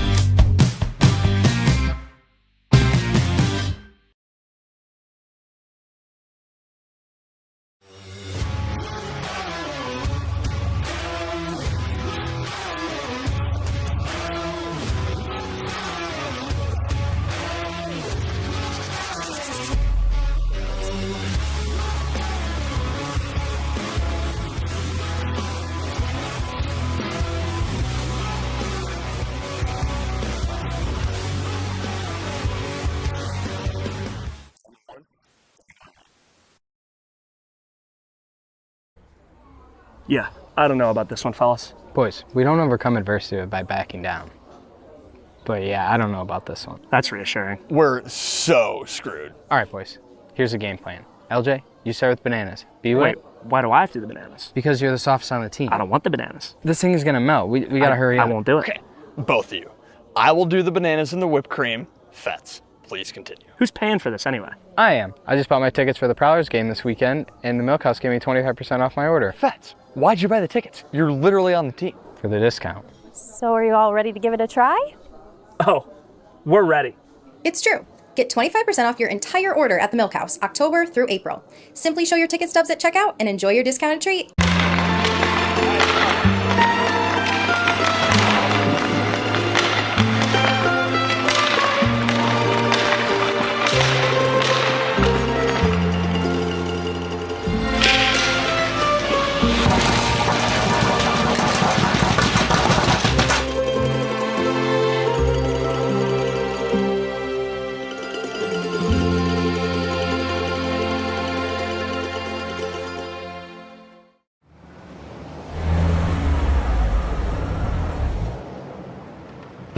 Hey guys, what's going on?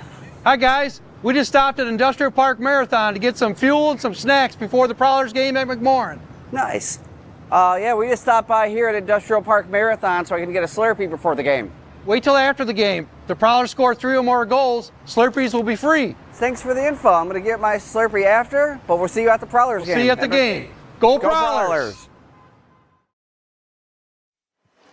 Back here at McMorran Place, Prowlers take down the Indiana Sentinels tonight by a final of 5-2, and they complete the weekend sweep of Indiana. Let's start to go back through this one goal by goal. Reed Cooper between the pipes to start for the Prowlers.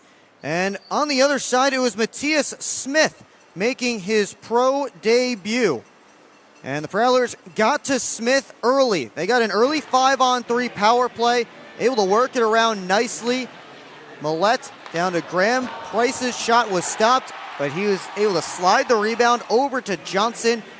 And that goal opened the scoring. Again, good heads-up play by Price. Didn't try to just put the rebound back on net. He knew he had Johnson on the backside. And Johnson able to put it home. And it was 1-0 Prowlers. And less than 3 minutes later, it was 2-0. A nice shot pass from Brett Lockhart. As the Prowlers were hunting pucks, they were able to keep it in the zone. Lockhart saw Jamie Bucell, who was right in front for a nice deflection. So it's Bucell's goal from Lockhart and Hakela. Again, nice tip from Jamie Bucell. And it was 2-0 at that point. Final minute of the first period. And Bobby Price with a big hustle play here. We went over it a little bit with the telestrator. I want to play with the telestrator again, so we're going to do it again. But Bobby Price with a big hustle play here to get this goal. You see Nick Favoro's shot is stopped, rebounds available, and Price tucks it in on the backhand. And it was 3-0 Prowlers. And you see, stop it right here. So, see Favoro with the puck. Price is the eventual goal scorer. He's all the way back here. And all the Sentinels are focused down on Favoro on the puck. Nobody's watching Price. Price is going to kind of sneak his way to the net this way. See, behind everybody, you see the numbers for all the Sentinels players facing you, and none of them looking at Price, and he just finds a soft spot, and the loose puck was right there for him as he attacked the net. So a nice goal there from Bobby Price, and again, great heads-up work from Price to just sneak around, and the Sentinels got caught puck watching on that one. It was 3-0 Prowlers after one. In the second period, Indiana would get on the board. And this one a little bit uncharacteristic for Reed Cooper as he left a rebound and poked it back out. And Christian Bermanis was the first one there. I mean, you talk about puck watching. They had 4 Prowlers back, and they all did get caught puck watching a little bit as well. So the Sentinels were on the board, and then things started to break loose from a physicality standpoint. Oh, it's actually, we'll get to that later, but first we get to the third. It's a 3-2 game at this point. There's a blast from Tim Organ 1 second after a Prowlers power play expired, and Organ made it 4-2. And it was 4-2 at that point. Prowlers would tack on the empty netter, and after a couple of chances, Jamie Bucell got it through. Or pardon me, here's Dawson's goal now. It was 3-1 at this point. Dawson tapped it in. That made it 3-2, and then Oregon's goal made it 4-2. And then the Prowlers trying to defend with the empty net, and they were able to work the puck in the offensive zone a lot with the extra attacker out for Indiana. Jamie Bucell's second shot hit the post, and Lucas Lockney right there to clean it up. First shot blocked, second shot off the iron, and Lockney with a slam dunk, and the Prowlers get the win tonight. And we will hear about it from Prowlers associate head coach Chris Paulin as he is standing alongside Brady Beaton. Brady Beaton down here on the ice for our Schultz Roofing coaches interview here. The associate head coach Chris Paulin. Coach, I mean, A lot to talk about in that game. Let's just start. Hey, after all said and done, 6 points on the weekend. Have to be happy with that. Yeah, really proud of the guys. I think the first period was, obviously a great start. When we did have mistakes, they emphasized something on their power play that we expected, and gave us a little bit of trouble in the first period. Even though, we were looking for it, I think our stick positioning was a little bit off. That's why you have a goalie. Made some huge saves in the first, and then, guys, burying their opportunities. We had several grade A chances in the first, got off to a lead, and then I think sometimes when you play those type of games, it's easy to mentally, subconsciously take a little bit off the gas. And I think that's what we fell victim to a little bit in the second period. Started losing some shifts and turning pucks over, starting to play a little bit outside ourselves. And then I think what really got us going was we ended up down 5-on-3 from it, but guys stepping up for each other. B-Way was trying to, he plays really hard, he plays physical.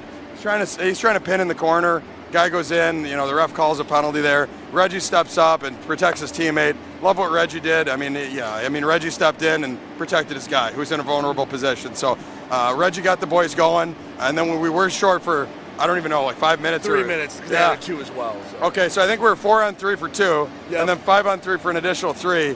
And how many block shots do we have? A lot. Too many to count.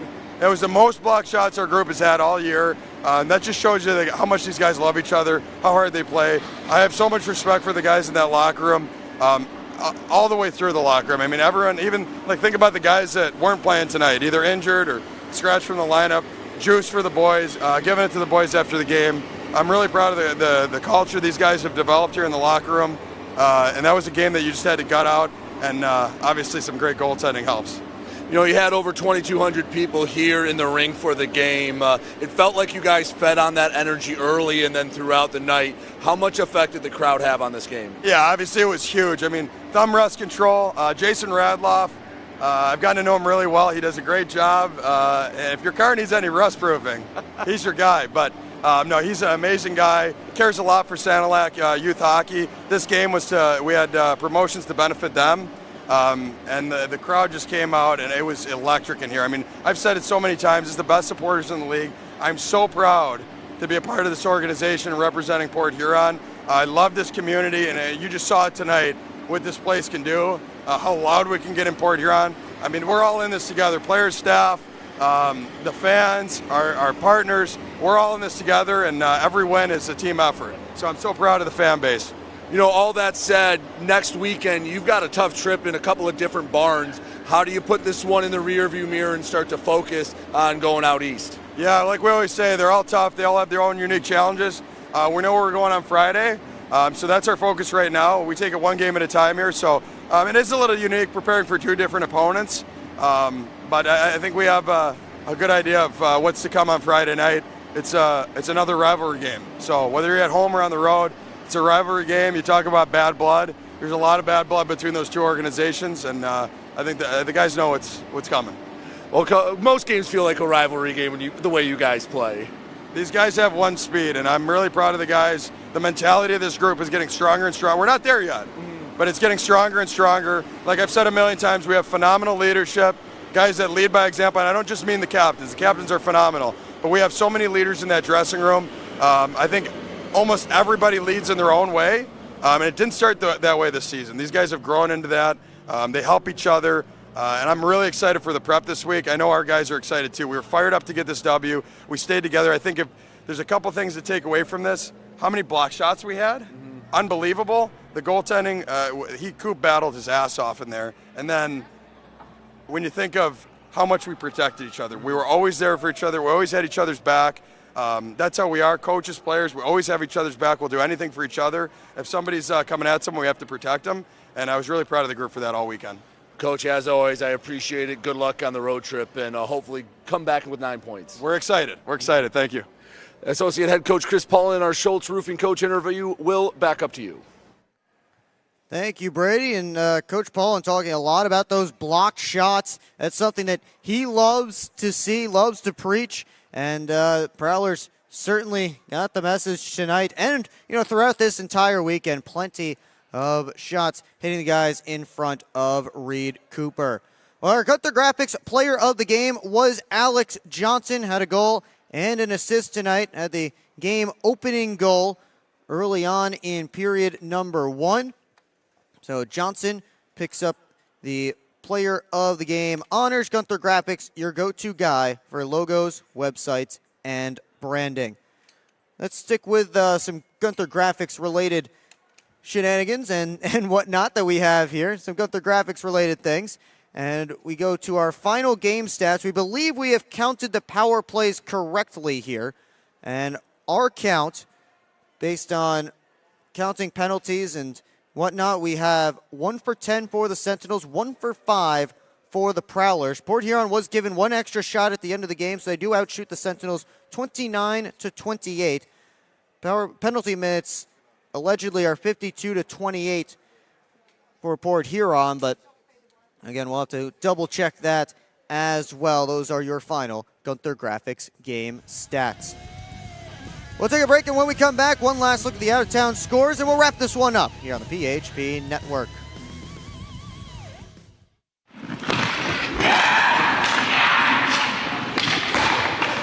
Hockey is like a business. One missed pass can derail the perfect plan. Have Taft Consulting help you get your whole team on the same page. They have the expertise to help you follow through on all your goals. Find out how they can help you today by emailing taftconsulting@outlook.com. Hello, I'm home.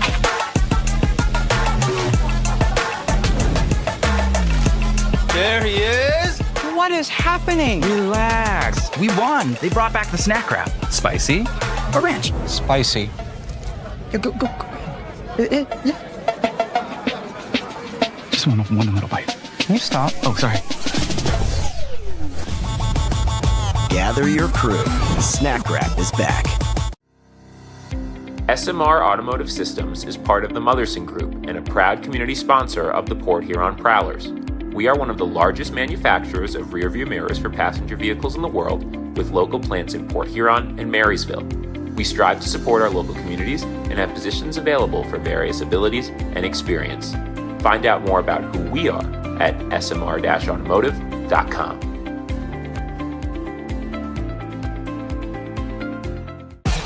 What's more authentic than a Hungry Howie's Detroit-style pizza?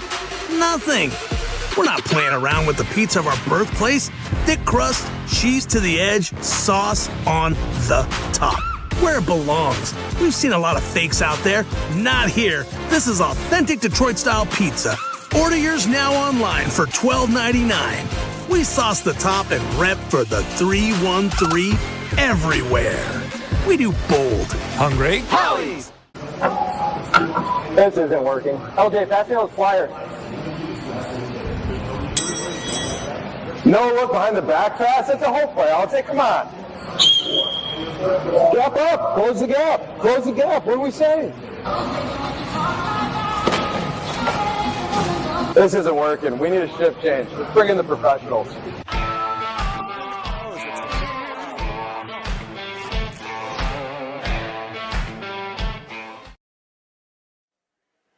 Well, welcome back one final time here at McMorran Place. Luckily, that is not the clock for me to finish the broadcast, although I'm sure some of the team would like the broadcast to finish in that amount of time. But I'm just kidding.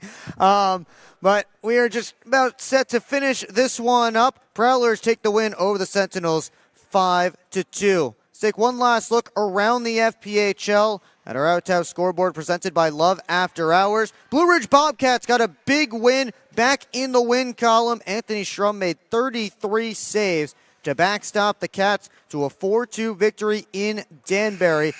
Blue Ridge got 3 goals in the third period to propel themselves to the win. The River Dragons ended up with a 4-3 overtime win over the Monroe Moccasins. Kyle Moore, the OT hero in that one.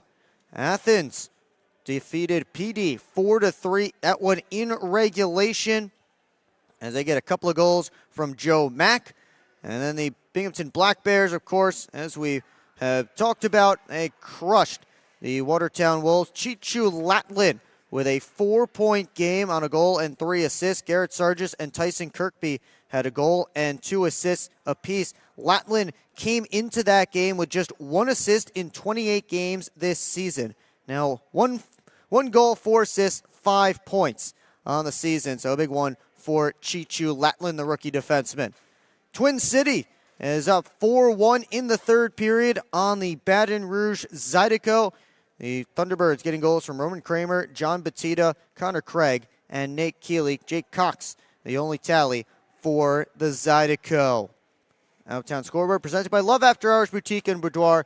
Use code Prowlers for 15% off at Love After Hours. Well, that's going to do it for us here from McMorran Place. Plenty of thanks to go around to the entire crew. Liz Brown, Andres Hyde, and Christian Jackson were running the show here.